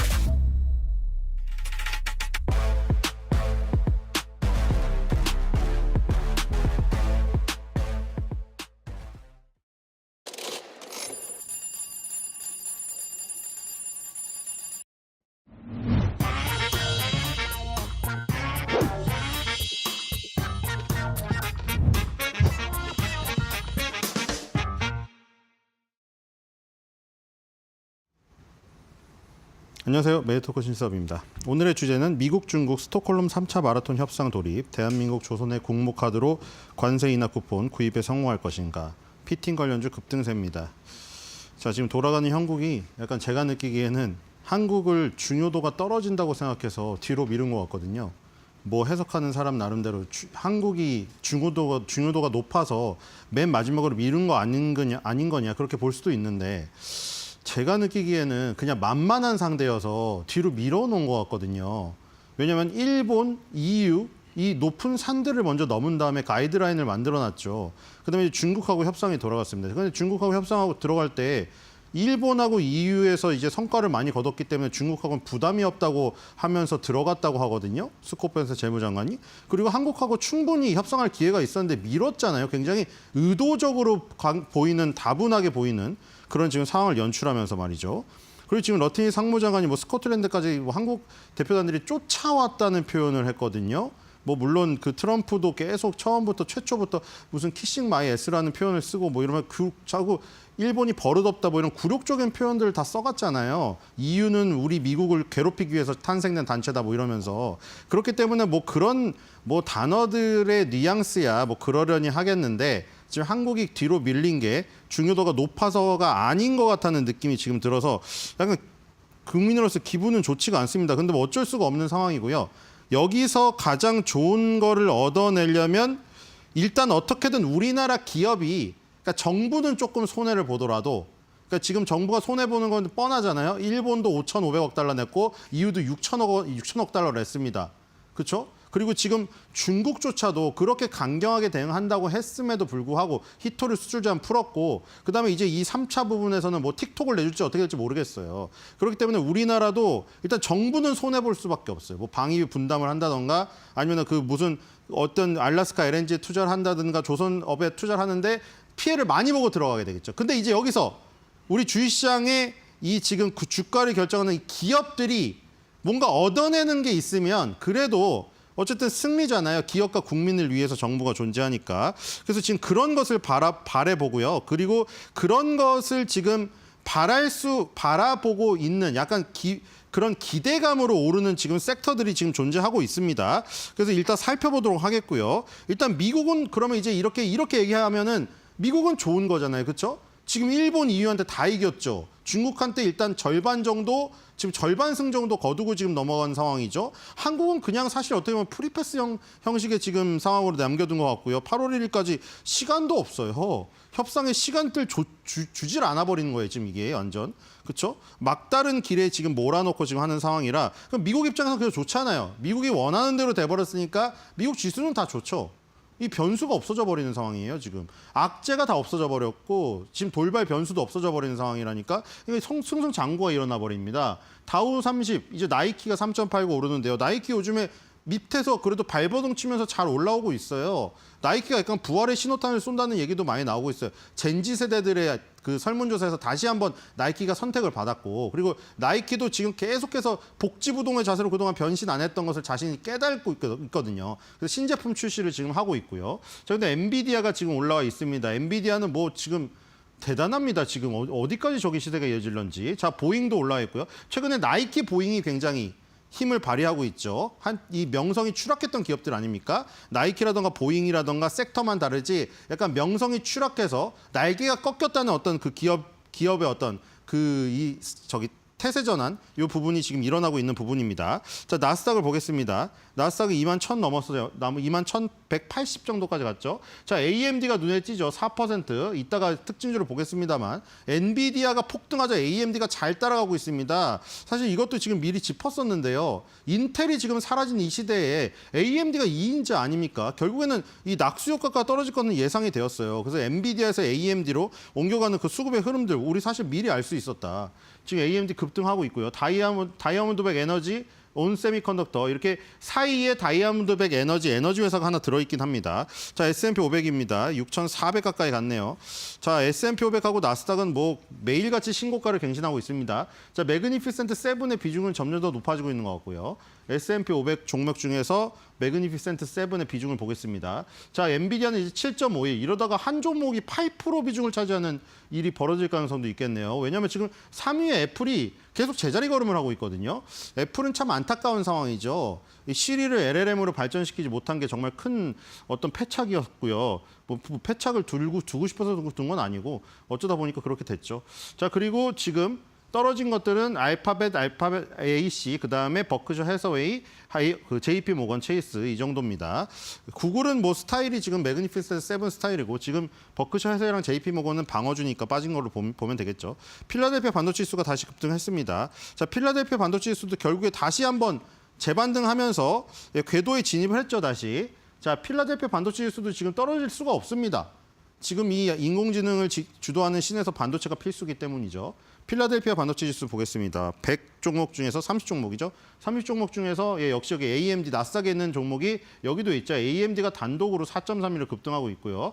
코이어런트가 올라오고요. 코이어런트도 요즘 좋죠. 모놀리틱 파워 시스템 다 이런 거 지금 전력주 아닙니까? 또 전력 관련주가 따라옵니다. 그러니까 인공지능 데이터 센터가 확충이 계속해서 되면은 전력 그때 이 트럼프가 양손에 들고 있는 거 보였죠? AI와 전력을 손에 들고 그 AI의 전력 두 가지의 각성을 해서 전기를 생산하는데 혈안이 되어서 그 부분에 대한 어떤 청사진을 제시한 게 젠슨왕이 마음에 들었다. 그 얘기를 했잖아요, 젠슨왕이.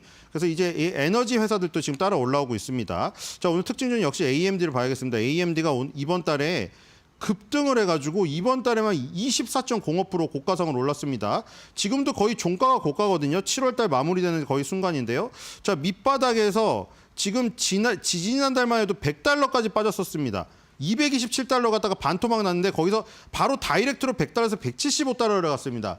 그러니까 3개월 동안 75%가 급등을 하면서 역시 따라오고 있죠. 엔비디아는 이미 신고가를 갔고요. AMD가 후발주로 따라오고 있죠. 인텔 시대에도 AMD는 CPU에서 2등이었습니다. 그리고 이제 GPU 시대로 바뀌어서 여기서도 2인자입니다. 뭐 2인자의 서름 이런 건 필요 없고요. 그냥 이 시장이 커지면 2등도 먹을 게 많은 것이죠. 지금 시장이 워낙에 커지기 때문에 2등만 해도 정도가 아니라 3등이 없습니다, 이건.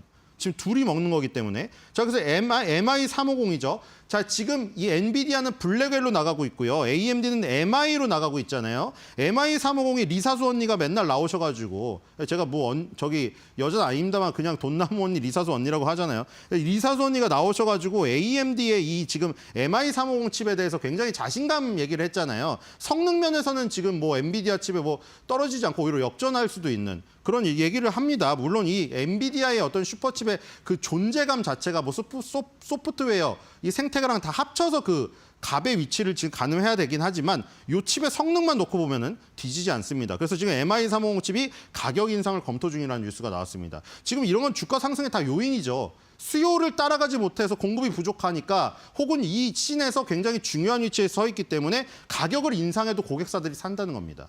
그러니까 엔비디아, AMD 슈퍼칩들은 다 이제 이 가격을 인상해도 지금 다 받아들이는 단계에 들어섰기 때문에 가격 인상이 바로 수익으로 이어지는 구조다. 여기 보시면 될 것 같고요.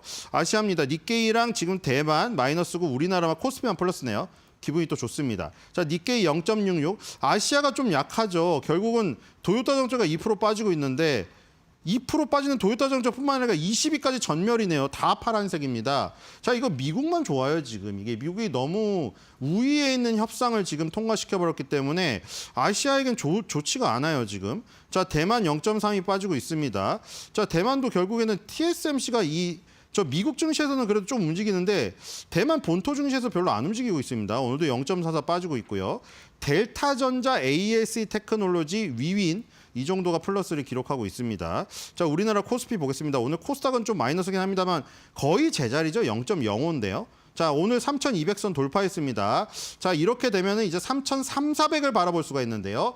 8월 초 시작할 때쯤 3,300에 도전하지 않을까 싶습니다. 물론 관세 협상의 결과가 뭔가 도움이 되는 쪽으로 나와야겠죠. 코스피 3,200선, 코스닥 800선 유지하고 있는 상태고요. 자, 5일 연속 순매수입니다. 오늘 320억으로 좀 작긴 합니다만 어제까지 4일 동안 지난주 금요일까지 4일 동안 엄청난 금액을 매수를 했죠. 지금 7천억 거의 2조 넘는 금액을 매수를 했습니다. 외국인의 폭풍 매수가 들어오고 있고요. 자, 그다음에 오늘 눈에 띄는 건 한화에어로스페이스, 5위의 한화에어로스페이스가 다시 한번 급등하면서 5위 자리를 굳히고 있습니다. 지금 삼성전자, 우선주랑 지금 차이를 벌리고 있습니다. 삼성전자, 우선주의 자리는 항상 4위 아니면 5위였는데 이렇게 되면 5위 밖으로 밀려서 자존심이 상하죠. 삼성전자, 우선주랑 현대차가 다 5위 밖으로 밀려났어요, 지금. 자, 한화에어로스페이스가 다시 등장을 했고요. 한화에어로스페이스가 10위권 밖으로 밀려나기도 했었죠. 다시 밀고 올라오고 있습니다. 방산이 죽지 않았나 봐요. 자, 코스닥을 보겠습니다. 코스닥에서 제일 많이 오르는 거는 펩트론이네요. 자, 펩트론이 또 다시 에코프로 자리를 뺏었죠. 자, 에코프로는 이렇게 되면은 자, HLB의 추격을 지금 조심해야 되는 상황까지 갔습니다. 언제 이렇게 됐는지, 그렇죠? 에코프로는 2위 안에서 1, 2, 에코프로 BM이 1, 2를 그냥 국번이 하던 시절이 엊그제 같은데 세월이 무상합니다. 자, 오늘 상승률 상위 섹터 보겠습니다. 2025 하반기 신규 상장했던 종목 프로티나가 있기 때문이고요. 자, 실질적인 1등은 피팅, 관이음새, 이 파이프죠. 자, 태광이라는 종목이 1등하고 있고요. BMT 성황밴드 하이로코리아입니다. 여기서 용접용 피팅은 태광 성황밴드고요. 이 개장용 피팅은 하이로코리아, 이 지금 BMT 이런 종목이라고 할 수가 있겠습니다. 오늘 태광을 보겠습니다. 태광이 지금 그 초강세를 보이고 있죠. 태광도 다시 한번 25,000원을 갈 수 있는 자리를 지금 만들고 있습니다. 자, 이 파이프들이 강한 거는 며칠 전에 하나오션이 강세를 띄고 HD 현대중공업이 강세를 띄지 않았습니까? 미국과의 관세 협상에서 뭔가 조선, 기자재, 그다음에 뭐 MRO 시장에 진출하는 거를 그 협상의 대가로 내밀면서 관세 인하 쿠폰을 구매를 할 가능성이 있다. 트럼프 저 표현이에요. 관세 인하를 지금 이끌어낼 수 있다. 그러면서 조선업이 등장했기 때문에 조선 완성주가 갔었고 이제는 그 낙수 효과로 오늘 피팅주가 갑니다. 조선 기자 중에 가장 먼저 움직이는 게 용접용 피팅주라고 생각하시면 될 것 같습니다. 자, 그래서 오늘 그거에 관련된 사파를 준비했는데요. 자, 트럼프 대통령이 이제 저런 관세를 인하해주는 쿠폰을 판다. 뭐 저렇게 표현했어요. 굴욕적이지만 어떻겠습니까? 지금 일본이나 EU에서도 많은 돈을 내고 저 쿠폰을 구입을 해서 15%로 막은 겁니다. 자, 우리나라도 뭔가 제시를 해서 15%로 막아야겠죠. 최소한. 그럼 이제 이 기업에 도움되는 일을 해야 되기 때문에 이재명 대통령이 지금 이 조선업을 뭔가 내세울 가능성이 있습니다. 그럼 어쨌든 간에 정부는 좀 피해를 보더라도 저기 태광 성광밴드 같은 저런 파이프 만드는 업체들 이 지금 좋아질 수가 있겠죠. 그래서 관이음새를 들고 좋아하는 노동자들의 모습을 표현해봤습니다. 자, 이 피팅 업체라고 하는데 피팅이 관이음새입니다. 우리가 옷을 피팅한다는 거랑 다른 의미죠. 하지만 이제 동음 이의어기 때문에 비슷한 그 의무로 지금 제가 만들어봤습니다. 오늘의 한 주 매드평, 피팅 업체 이번에 제대로 관세 피팅할 수 있을까?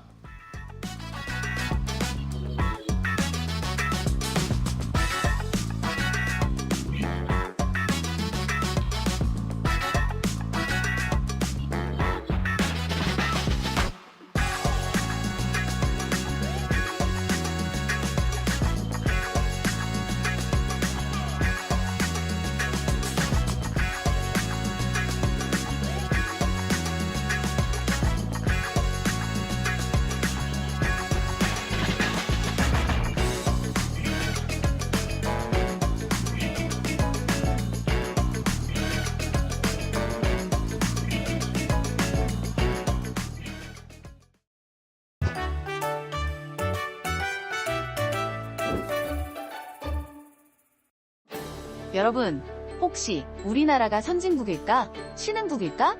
생각해보신 적 있으신가요? 국제금융시장에서는 MSCI 지수라는 기준으로 선진국을 구분하는데요. 오늘은 MSCI 선진국 지수가 뭔지, 왜 중요한지 쉽게 풀어드릴게요. 먼저 MSCI는 미국의 금융정보회사인 모건 스탠리 캐피털 인터내셔널의 약자입니다. MSCI는 매년 전 세계 주식시장의 경제 발전 수준, 시장 규모, 유동성, 외국인 투자 접근성 등의 기준에 따라 선진국, 신흥국, 프론티어 등으로 분류하는데요. 그중 MSCI 선진국 지수는 미국, 일본, 영국, 독일 등 23개 선진국 주식시장을 대표하는 대형주와 중형주 약 1,500여 종목으로 구성되어 있습니다. 이 지수는 글로벌 시가총액의 약 90%를 반영하죠. 그런데 이 지수가 왜 중요할까요? 전 세계에 있는 수많은 연기금, 자산운용사, 기관 투자자들이 바로 이 MSCI 지수를 기준으로 자금을 배분하기 때문입니다. 예를 들어 MSCI 선진국 지수에 속한 국가에는 70%를, 신흥국 지수엔 30% 투자하겠다. 이런 식이죠. 그래서 한 나라가 MSCI 선진국 지수에 포함되느냐? 아니냐에 따라 해당 국가의 주식시장으로 들어오는 외국인 자금 규모가 크게 달라지게 됩니다. 선진국 지수에 편입되려면 경제 발전 수준, 시장 규모와 유동성, 시장 접근성 등의 기준을 충족시켜야 하는데요. 대한민국의 경우 경제 규모와 주식시장의 규모에서는 선진국 수준이지만 외국인 투자자 접근성에서 일부 미흡하다는 평가를 받아왔고 아직은 신흥국으로 분류되어 있습니다. 때문에 정부에서도 외환시장 개방, 공매도, 재개, 외국인 투자자 등록 요건 개선 등 제도 개선을 추진해왔고 상당 부분 개선됐다는 평가를 받고 있죠. 최근 몇 년간 한국 증시의 MSCI 선진국 지수 편입 여부가 매년 이슈가 됐는데 2025년 관찰대상국 등재에는 실패해서 내년 6월 후보군 등재를 기약하게 되었습니다. 그럼 선진국 지수에 편입되는 것이 어떤 장점이 있을까요? 만약 한국이 MSCI 선진국 지수에 편입된다면 수십조 원에 달하는 외국인 자금이 국내 증시로 유입될 가능성이 있는데요. 골드만삭스는 최대 41조 원 규모의 패시브 자금이 유입될 수 있다고 전망했습니다. 또한 시장 안정성이 향상되어 주가의 변동성이 줄어들고 밸류에이션이 상승할 것이라는 기대도 할 수 있습니다. 쉽게 말해 증시 체질이 개선되고 금융시장이 선진화되는 거죠. 오늘은 이렇게 MSCI 선진국 지수에 대해 알려드렸는데요. 대한민국 증시가 세계 투자자들로부터 믿음과 신뢰를 받는 날이 곧 오겠죠? 그날까지 우리도 경제 상식을 쌓으며 함께 준비해보면 어떨까요? 그럼 다음 시간에 더 유익하고 좋은 정보로 찾아오겠습니다. 오늘도 행복한 하루 되세요.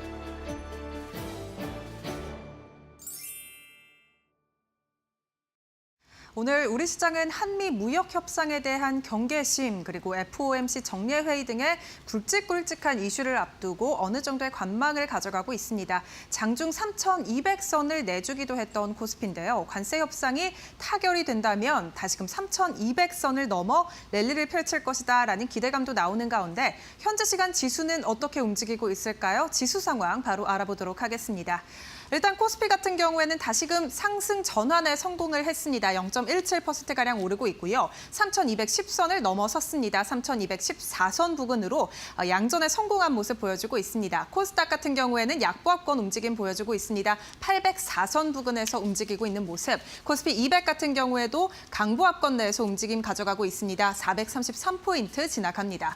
오늘 코스피의 수급 동향을 보도록 하겠습니다. 일단 외국인과 기관의 수급이 중요할 것 같은데 외국인 같은 경우가 790억 원가량 코스피를 사들이는 모습이 포착이 되고 있습니다. 외국인이 장중 순매도에서 순매수로 기조를 변경하게 되면서 코스피 지수를 끌어올리고 있고요. 기관 같은 경우에는 1,300억 원가량 코스피를 팔고 있는 모습 포착이 되고 있습니다. 다만 개인도 순매수에서 어느 정도 방향성을 탐색하고 있는 모습 보여주고 있고요. 코스닥 매매 동향도 함께 살펴보도록 하겠습니다.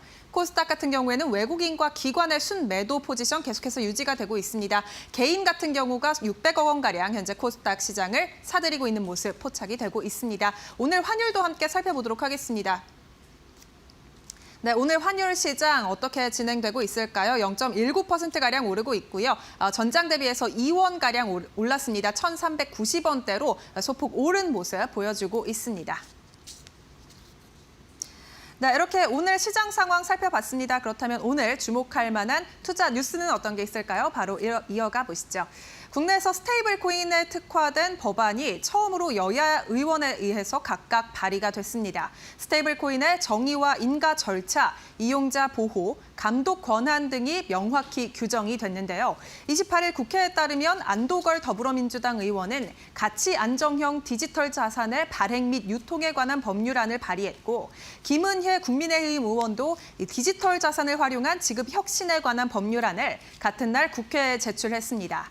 워낙 스테이블 코인의 발행부터 유통까지 전 생태계를 별도로 규율한 법안 발의는 이번이 처음인데요. 두 법안 모두 스테이블 코인을 국가 통화 질서와 혁신 갇힌 금융체계에 일부러 제도화하는 포괄적인 재정 법률안을 담고 있습니다. 앞서 미국은 달러화 기반 스테이블 코인에 대한 규율 체계를 빠르게 정비하면서 지니어스 법안을 통과시킨 바 있지만요. 한국에서는 이에 대한 제도적 근거가 없다는 지적이 나온 바 있었죠. 이에 정치권에서는 입법 주도권을 잡기 위한 경쟁에 어제자로 본격 돌입한 것으로 파악이 되는 가운데 스테이블 코인 관련주들이 이러한 소식에 시장의 주목을 받고 있습니다. 오늘 미투온이 두 자릿수 강세를 이어가다 오름폭을 소폭 줄였고요. 스테이블 코인 관련주들이 장 초반보다는 일제히 오름폭을 줄였습니다. 미투온 현재 시간 6%가량 오르고 있고요. 6,480원 선 지나가고 있습니다.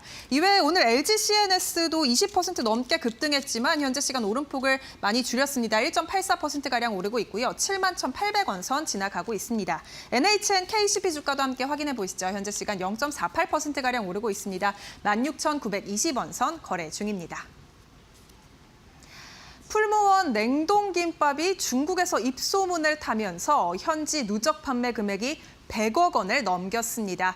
앞서 상암식품의 불닭볶음면이 중국에서 이 K푸드 열풍을 키운 데 이어서 제2의 불닭볶음면이 될 수 있다라는 기대감이 나오고 있는데요. 풀무원 냉동김밥은 지난해 9월 중국 대형 유통업체인 샘스크 클럽에 입점을 했습니다. 이후 11개월 만에 현지 누적 판매량 250만 주를 돌파하면서 인기를 끌고 있는데요. 현지 누적 판매 금액만 우리 돈으로 했을 때 약 104억 원에 달합니다. 풀무원 냉동김밥은 최근 현지에서 간편하고 고급스러운 한 끼로 SNS에서 입소문을 타고 있는데요. 웨이보와 도우인 같은 중국 현지 SNS에서 젊은 층을 중심으로 화제를 모으고 있습니다. 이러한 인기에 힘입어 풀무원은 기존 제품인 참치 냉동김밥 외에 다양한 제품군으로 확대하겠다는 계획을 밝혔는데 오는 10월에 중국 식품 제조업체인 OEM 계약을 맺어서 고기 등의 현지 식재료를 조달할 예정이라고 밝혔습니다. 이러한 소식 속 오늘 풀무원 주가 장중 17% 넘게 뛰기도 했는데 현재 시간 9%가량 오르는 모습 보여주고 있습니다. 14,660원 선 지나가고 있고요. 같은 이제 냉동식품으로 주목받고 있는 우양 주가도 오늘 6.51%가량 시장의 주목 크게 받아가고 있습니다. 3,270원 선 거래되는 모습 보여주고 있습니다. 국회 법사위에서 집중투표제 의무화 등을 담은 더 강력해진 2차 상법 개정안이 여당 주도로 통과가 됐습니다. 이번에 처리된 2차 상법 개정안은 지난달 3일 여야 합의로 국회 본회의를 통과한 1차 상법 개정안에 대한 입법 보완 조치로 통과가 됐는데요. 집중투표제 의무화와 감사위원 분리 선출을 기존 1명에서 2명으로 확대하는 것을 골자로 하고 있습니다. 이날 법사 소위 직전 민주당 코스피 5천 특위는 국회 소통관에서 기자회견을 열었습니다. 더 센 상법 개정안 통과를 촉구하기도 했는데 이번 상법 개정에 대해서는 이재명 대통령의 공약을 반영한 입법 논의라는 뜻을 밝혔습니다. 이날 법사위를 통과한 2차 상법 개정안은 내달 1일 법사위 전체 회의를 거쳐서 4일에 국회 본회의 처리를 앞두고 있습니다. 한편 DS투자증권은 상법 개정에 대한 수혜주로 지주사, 그중에서도 두산과 삼성물산, CJ를 최선호주로 제시했는데요. 현재 시간 주가 흐름 함께 체크해 보겠습니다. 두산 현재 2.61%가량 오릅니다. 55만 1,000원 선 거래되고 있는 모습 보여주고 있고요. 이외에 CJ 주가도 함께 보시죠. 삼성물산 먼저 보겠습니다. 2.99%가량 오르면서 17만 2,500원 선 지나가고 있습니다. CJ 주가도 오늘 함께 오르고 있습니다. 1% 넘게 상승 탄력 받아가면서 15만 1,100원 선 거래되는 모습 보여주고 있습니다.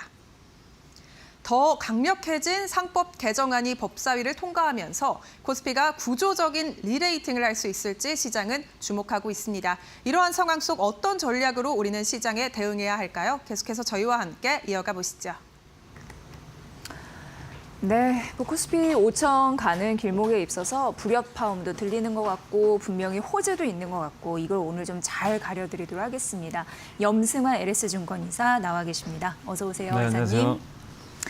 지금 뭐 상법 개정, 세법 개정 굉장히 좀 혼란스러운 부분도 있고요. 네.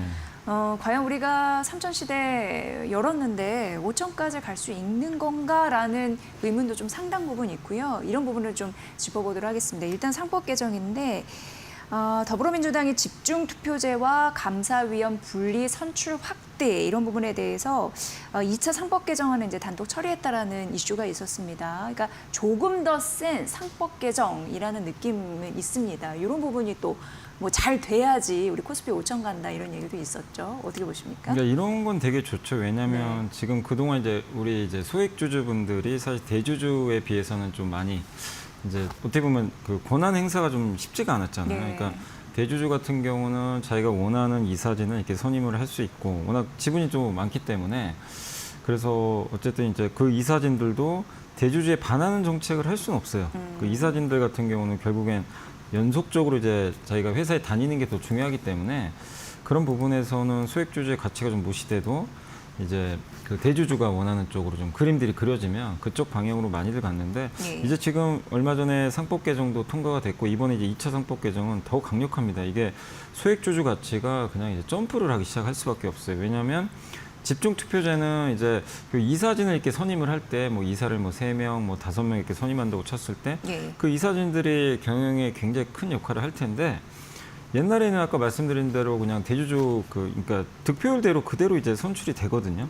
근데 집중투표제는 내가 이제 100주를 갖고 있으면 5명이 나와도 그냥 한 명한테 100주밖에 못 줘요. 그러니까 사실 소액주주의 가치, 그러니까 뭐 힘을 쓰긴 좀 쉽진 않죠. 근데 5명이면 이 100표가 곱하기 5가 됩니다. 곱하기 5로 바뀌어서 한 명한테 그냥 집중적으로. 그게 이제 집중투표인데 이게 이 소액주주가 한 사람이 아니잖아요. 여러 명의 소액주주가 그러니까 5배가 늘어난 표를 만약에 저 이사는 우리 소액주주를 위해서 되게 많은 활동을 해줄 것 같다는 이사라고 생각하면 거기에 다 집중투표를 해버리겠죠. 그러면 사실 돼버려요 그냥. 예, 대주주가 아무리 표가 세다 해도 그 몇 배수의 그 힘을 이길 수는 없거든요.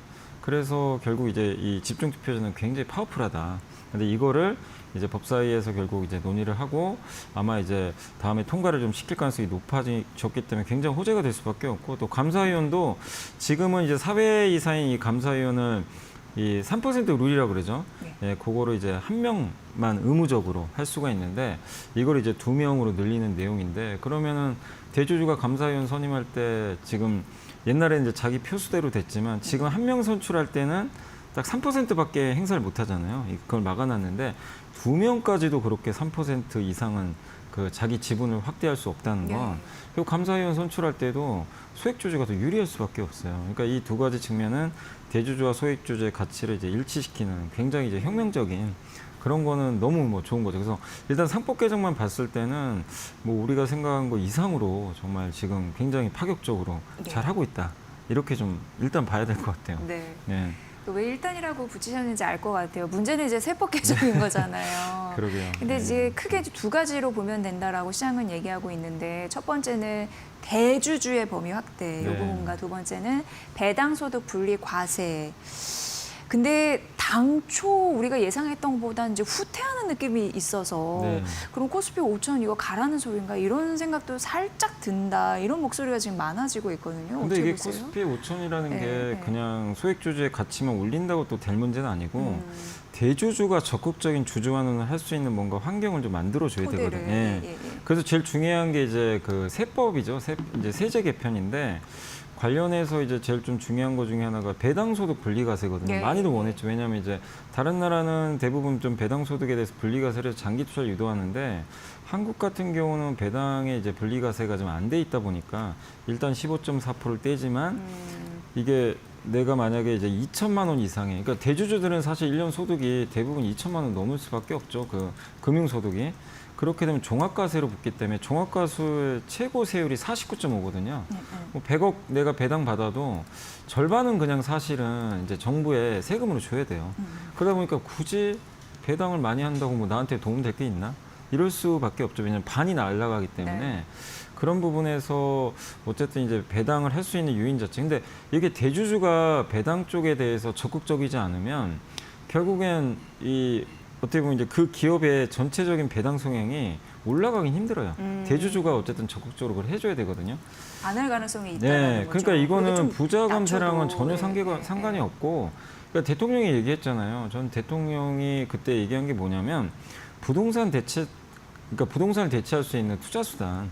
그러니까 이걸로 생계비도 마련하고 예, 노후 대비도 할 수 있는. 그러려면 배당이 되게 중요하거든요. 그렇죠. 예. 그 배당을 이렇게 배당에서 내가 좀 적절하게 소득을 좀 확보를 한다면 어쨌든 장기 투자를 할 가능성이 좀 상당히 높을 수밖에 없는 거죠. 왜냐하면 배당 받기 위해서는 꾸준히 이제 들고 가야 되니까. 근데 이렇게 배당 소득 이제 분리과세에 대해서 그 지금 일단 하기로는 이제 결정은 된 것 같은데 예. 문제는 뭐냐면 그 이 분리과세를 하더라도 원래 당초에 나왔던 이제 그 세금이 27.5 제일 높은 세율이 27.5종 27%로 좀 맞아요. 알려졌는데 그게 38.5까지 지금 예, 올라가는 예, 것 같아요. 예. 그러면 이소영 의원 예. 당초 법안이에요. 근데 이제 민주당에서 지금 얘기하는 건 부자 감세가 너무 심하다. 그래서 네. 한 38.5로 올리는데 그럼 49.5하고 38.5니까 10% 깎아주는 건 맞는데 그것 때문에 배당을 더 열심히 할까요? 저는 그것도 좀 아쉽고. 현실성이 떨어진다는 네, 말씀이시죠. 그리고 기왕에 분리과세 할 거면 뭐 배당 성향 35% 이상 하는 건 물론 뭐 그것도 좋지만 기업이 몇 개 안 돼요, 그러면. 그렇기 때문에 저는 할 거면 그냥 과감하게 다 풀어주고 예, 배당소득 분리과세에 대해서 지수 5,000원 선언하셨기 때문에 가장 중요한 게 결국은 이제 배당에 대한 세금을 좀 깎아주는 부분들 이런 부분들인데 그게 이제 당초에 예상했던 거랑은 또 반대로 가다 보니까 좀 아쉬울 수밖에 없는 거고 지금 민주당 아까 뉴스 보니까 반대하는 의원들도 있는 것 같더라고요. 네. 분리과세 자체에 대해서. 그래서 이게 진짜로 될 수 있는지도 좀 이제 고민스러운 상황이고 또 한 가지가 대주주 양도차익과세도 네. 50억으로 기껏 올려놨는데 다시 10억이 10억, 되면 네. 그러니까 이거예요. 연말에 파는 것도 악재입니다. 이렇게 되면 연말에 소액주주분들 중에 이제 10억 이상 한 종목 갖고 있는 분들은 세금 안 늘리고 팔아요. 뭐 그걸 뭐라고 할 수는 없어요. 예, 파는데 그러면 이제 연말마다 정신 항상 우리 항상 고구마지네. 경험해봤잖아요. 예, 예, 과거에도. 예. 그런 일이 하나 더 있고 한 가지 더 있는 게 이거죠. 이제 저는 묻고 싶은 게 10억이 대주주인지 전 그게 좀 납득이 안 가요. 네. 지금 서울의 아파트 값이 평균 14억이거든요. 근데 아파트 가격보다 못한 10억 갖고 있다고 내가 대주주가 이재용 회장과 똑같은 세금을 내야 된다? 그걸 납득할 수 있는 투자자가 있을까요, 과연? 그러니까 저는 그 부분부터 정부나 지금 민주당이 다시 한번 되짚어 봐야 되지 않나. 그래서 저는 그 논리에는 전혀 지금 동의할 수가 없다. 그래서 이게 만약에 시행이 되면 지수 5,000원 가기가 좀 쉽지 않다. 이렇게 봐야 될 것 같아요. 네. 네. 장밋빛 희망이 있었는데 이 세법 개정 관련해 가지고 지금 일부 여러 가지 논란들이 나오다 보니까 네. 시장도 당연히 이제 눈치 볼 수밖에 없는 거고요. 뭐 그게 잘 돼야지 뭐 고배당주 이런 부분이나 네. 좀 많이 튈 텐데 뭐 지수 같은 부분도 그런 부분이 좀 염려스럽다라는 말씀을 좀 들었고요. 뭐 삼성전자 얘기를 또 안 해볼 수가 없을 것 같은데 그 테슬라가 이제 화끈한 투자를 하기로 약속을 일단 했잖아요. 네.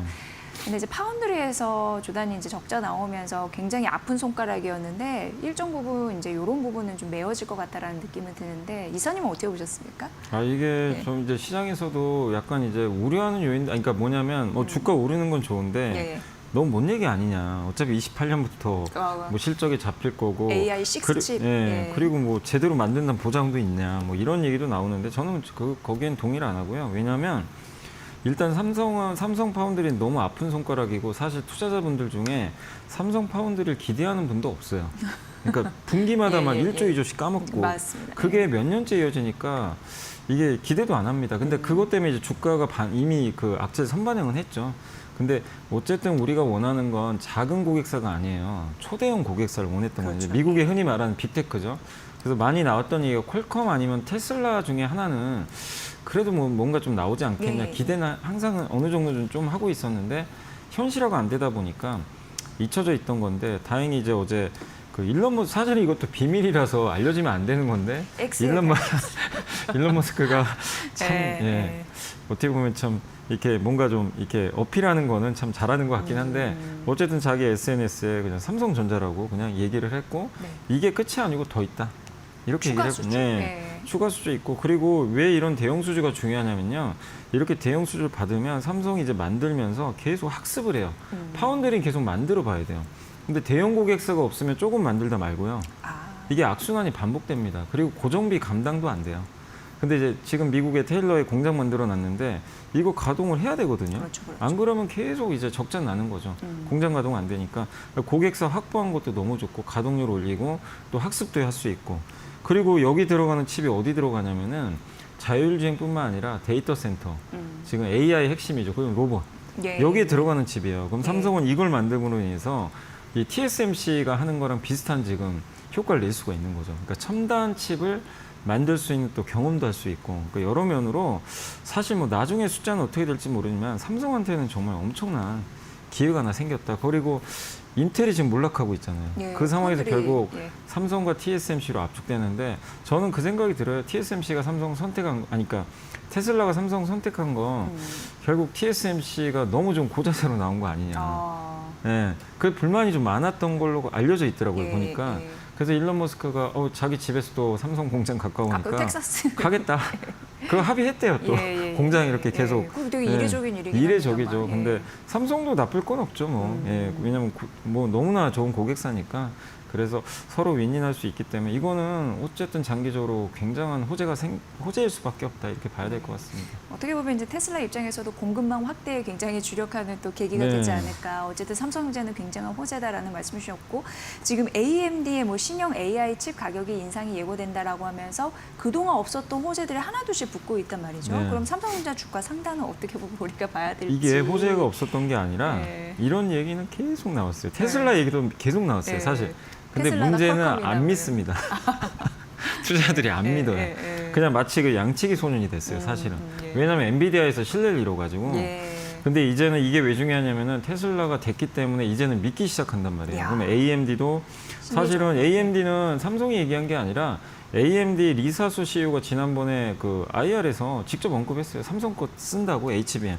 들어간다고 직접 언급했기 때문에 이것도 사실이고, 이렇게 가격이 오르고 호평받고 있거든요. 최근에 엔비디아 칩과 못지않게 괜찮다. 그러면 삼성 입장에서 AMD 지금 브로드컴 여기도 얘기가 나오죠. 그래서 엔비디아도 8월 말이나 9월 초에 테스트 통과 여부가 알려질 가능성이 높대요. 예. 근데 이제 삼성전자 IR이 아마 이번 주죠. 이번 주 목요일 날로 제가 알고 있는데 그때 아마 얘기들이 또 나올 것 같아요. 그래서 조금 더 우리가 확인해 봐야 되겠지만 지금 AMD, 브로드컴, 엔비디아까지 한번 HBM도 기대를 해보자. 저는 그 말씀을 드리고 싶습니다. 네.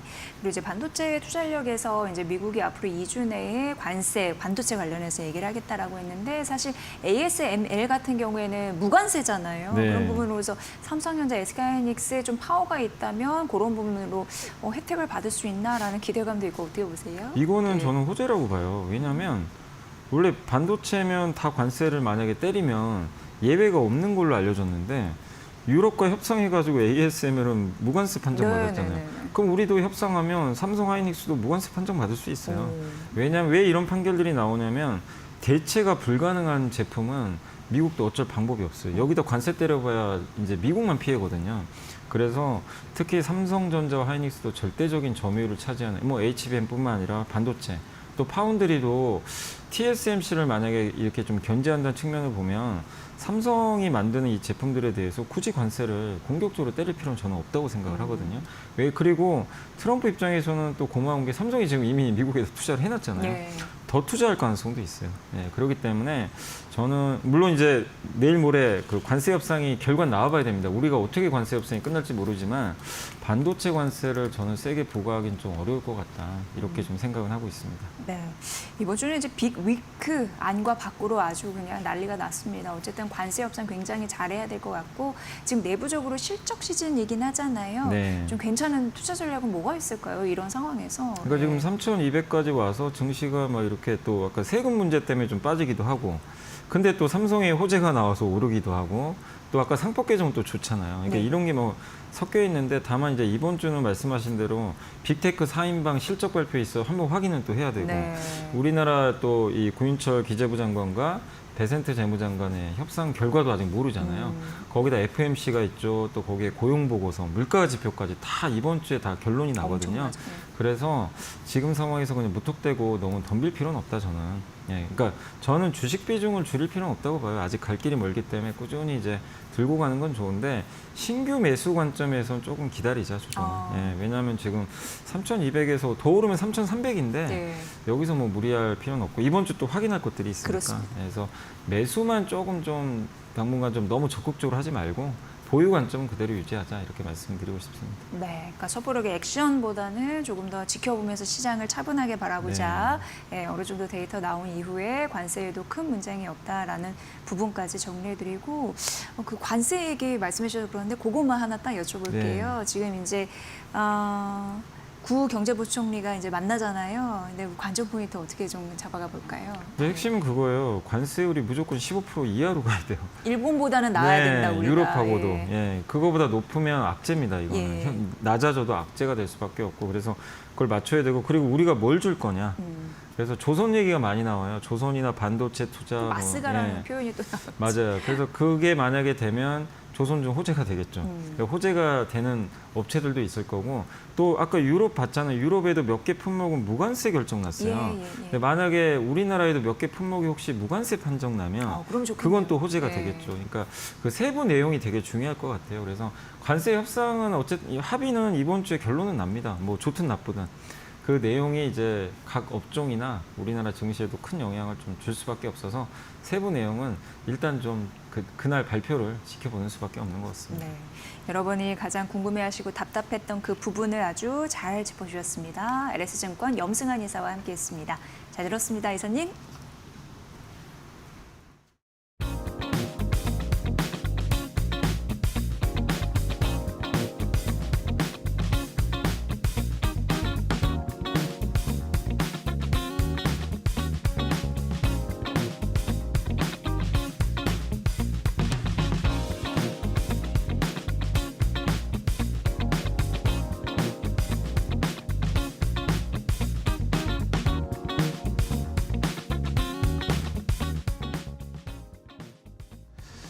자, 오늘 삼성전자는 지금 보합권 수준에서 왔다 갔다 하고 있는 상황인데 어제 뭐 너무나 좋은 소식을 들으셨겠죠. 삼성전자 뭐 액수나 뭐 계약 내용 이런 것들은 뭐 많이 들으셔서 알겠지만 그 안에 숨어 있는 또 재미있는 포인트들이 있어서 거기에서 우리가 어떤 것들을 삼성전자를 한 번 더 믿을 수 있을지 포인트들을 한번 짚어봤습니다. 함께 확인해 보시죠. 자, 삼성전자는 테슬라의 AI 칩의 파트너가 됐습니다. 이제 7만 전자는 오늘도 유지하고 있는 걸 보면 이제 8만 전자로 가야 할 타이밍이 왔습니다. 어떤 것들을 더 자세하게 봐야 될까요? 하나씩 체크를 해보시죠. 자, 일단은 뭐 축포가 터졌습니다. 테슬라 축포 터지면서 삼성전자 뭐 여러 가지 의미가 있었습니다. 어제 계약 수주 소식 때문에 이 텍사스의 테일러 신공장을 아직 가동을 하지 않고 있는데 여기에서 첫 번째로 수주를 한 것도 의미가 있었고 파운드리에서 늘 안 좋은 실적 때문에 미운 오리 새끼 취급을 받았는데 여기에서 숨통이 트여졌고 그리고 삼성전자의 2나노 공정 기술력을 뭔가 인정받았다라는 것도 의미가 있었고 여기에 따라서 만약에 테슬라와 앞으로의 사업을 잘 해나가면 이런 빅테크의 수주를 또 확보할 수 있다라는 그런 여러 가지 긍정적인 의미가 있었습니다. 자, 이런 상황 어제 수급이 그대로 반영을 해줬는데요. 외국인이 7,600억 원 넘게, 기관도 3,700억 원 넘게. 그러니까 외국인 기관이 합쳐서 삼성전자를 1조를 넘게 어제 사버렸습니다. 그런데 개인 투자자들은 1조를 넘게 팔았습니다. 팔면 안 되는데, 계속 가지고 가야 되는데 라는 생각이 좀 드실 텐데 오늘 그러면서 사시는 분들도 아마 많을 텐데 이런 것들 추가적으로 말씀드리는 걸 한번 잘 판단해 보시면서 결정해 보시기 바랍니다. 자, 그렇다면 이런 계약을 했는데 그러면은 삼성전자가 뭘 만드는 겁니까? 라고 궁금해 하시는 분들이 계시는데 일론 머스크가 트위터 X에다가 썼습니다. 이제 미국 테일러 공장에서 테슬라의 차세대 칩 AI6를 만든다라고 이야기를 했습니다. 이 AI6는 간단하게 요약을 해드리면 테슬라의 전기차, 그리고 휴머노이드 로봇인 옵티머스, 그리고 클라우드 AI, 그리고 AI 데이터 센터에서 돌아가는 슈퍼컴퓨터 이런 데에 다 들어가는 칩입니다. 여기에 다 들어가는 칩이 AI6 칩입니다. 그 전까지는 AI5를 만들고 있는 상황이었는데 이런 것들은 보시면 아시겠지만 그냥 단순하게 자율주행 추론이나 또 조금 진보되면 자율주행이나 로봇의 추론에만 쓰이는 그런 칩이었는데 이것은 보시는 것처럼 FSD, 자율주행, 로봇, 그리고 도조라는 슈퍼컴퓨터 여기에 다 들어가서 통합 칩을 쓰는 겁니다. 전부 다 모두 테슬라가 운영하는 모든 사업에 AI를 연결하는 데 중요하게 쓰이는 칩이 바로 AI6 칩이라는 겁니다. 보시는 것처럼 숫자도 더 많이 들어갑니다. 다른 칩보다. 그러니까 삼성전자도 더 많이 만들어야 되겠죠. 그리고 멀티 센서, 로봇 센서에도 통합. 결국에는 뭐냐? 피지컬 AI로 가는데 중요한 포인트가 되는 칩이라는 게 가장 중요하겠습니다. 삼성전자가 2나노 공정으로 이걸 만들게 되는 겁니다. 자, 이런 상황에서 그럼 이제 앞으로 어떻게 이거 만들어 갈 것이냐? 제가 궁금해가지고요. 구글 맵에 찾아봤어요. 이 테슬라의 기가 팩토리와 그 삼성전자의 테일러 공장의 거리가 한 40km 정도밖에 안 됩니다. 그러니까 차 타고 가면 30분이면 가요. 일론 머스크가 얘기했습니다. 내가 이제 이 테일러 공장에 수시로 가서 수율 체크하고 빨리빨리 만들라고 압박할 거다라고 얘기를 했습니다. 이런 상황이다라는 거. 이제 삼성전자의 파운드의 수율이 올라갈 수밖에 없는 상황입니다. 자, 삼성전자는 피지컬 AI로 갑니다. 애플 스마트폰 시대의 핵심이었는데 이제는 테슬라의 AI 시대가 핵심이 되는 상황. 여기에서 이제 앞으로 피지컬 AI로 가는데 삼성전자가 중요한 역할을 하게 되는 것이죠. 자, 그러면 파운드리도 해냈는데 그럼 삼성전자가 진짜 엔비디아 퀄 테스트도 통과할 수 있을까요? HBM4로 가는 단계도 성공할 수 있을까요? 성공도 할 수 있을 것 같다는 생각 들지 않습니까? 앞으로 삼성전자의 흐름 잘 체크해 보시기 바랍니다. 앵커 브리핑이었습니다.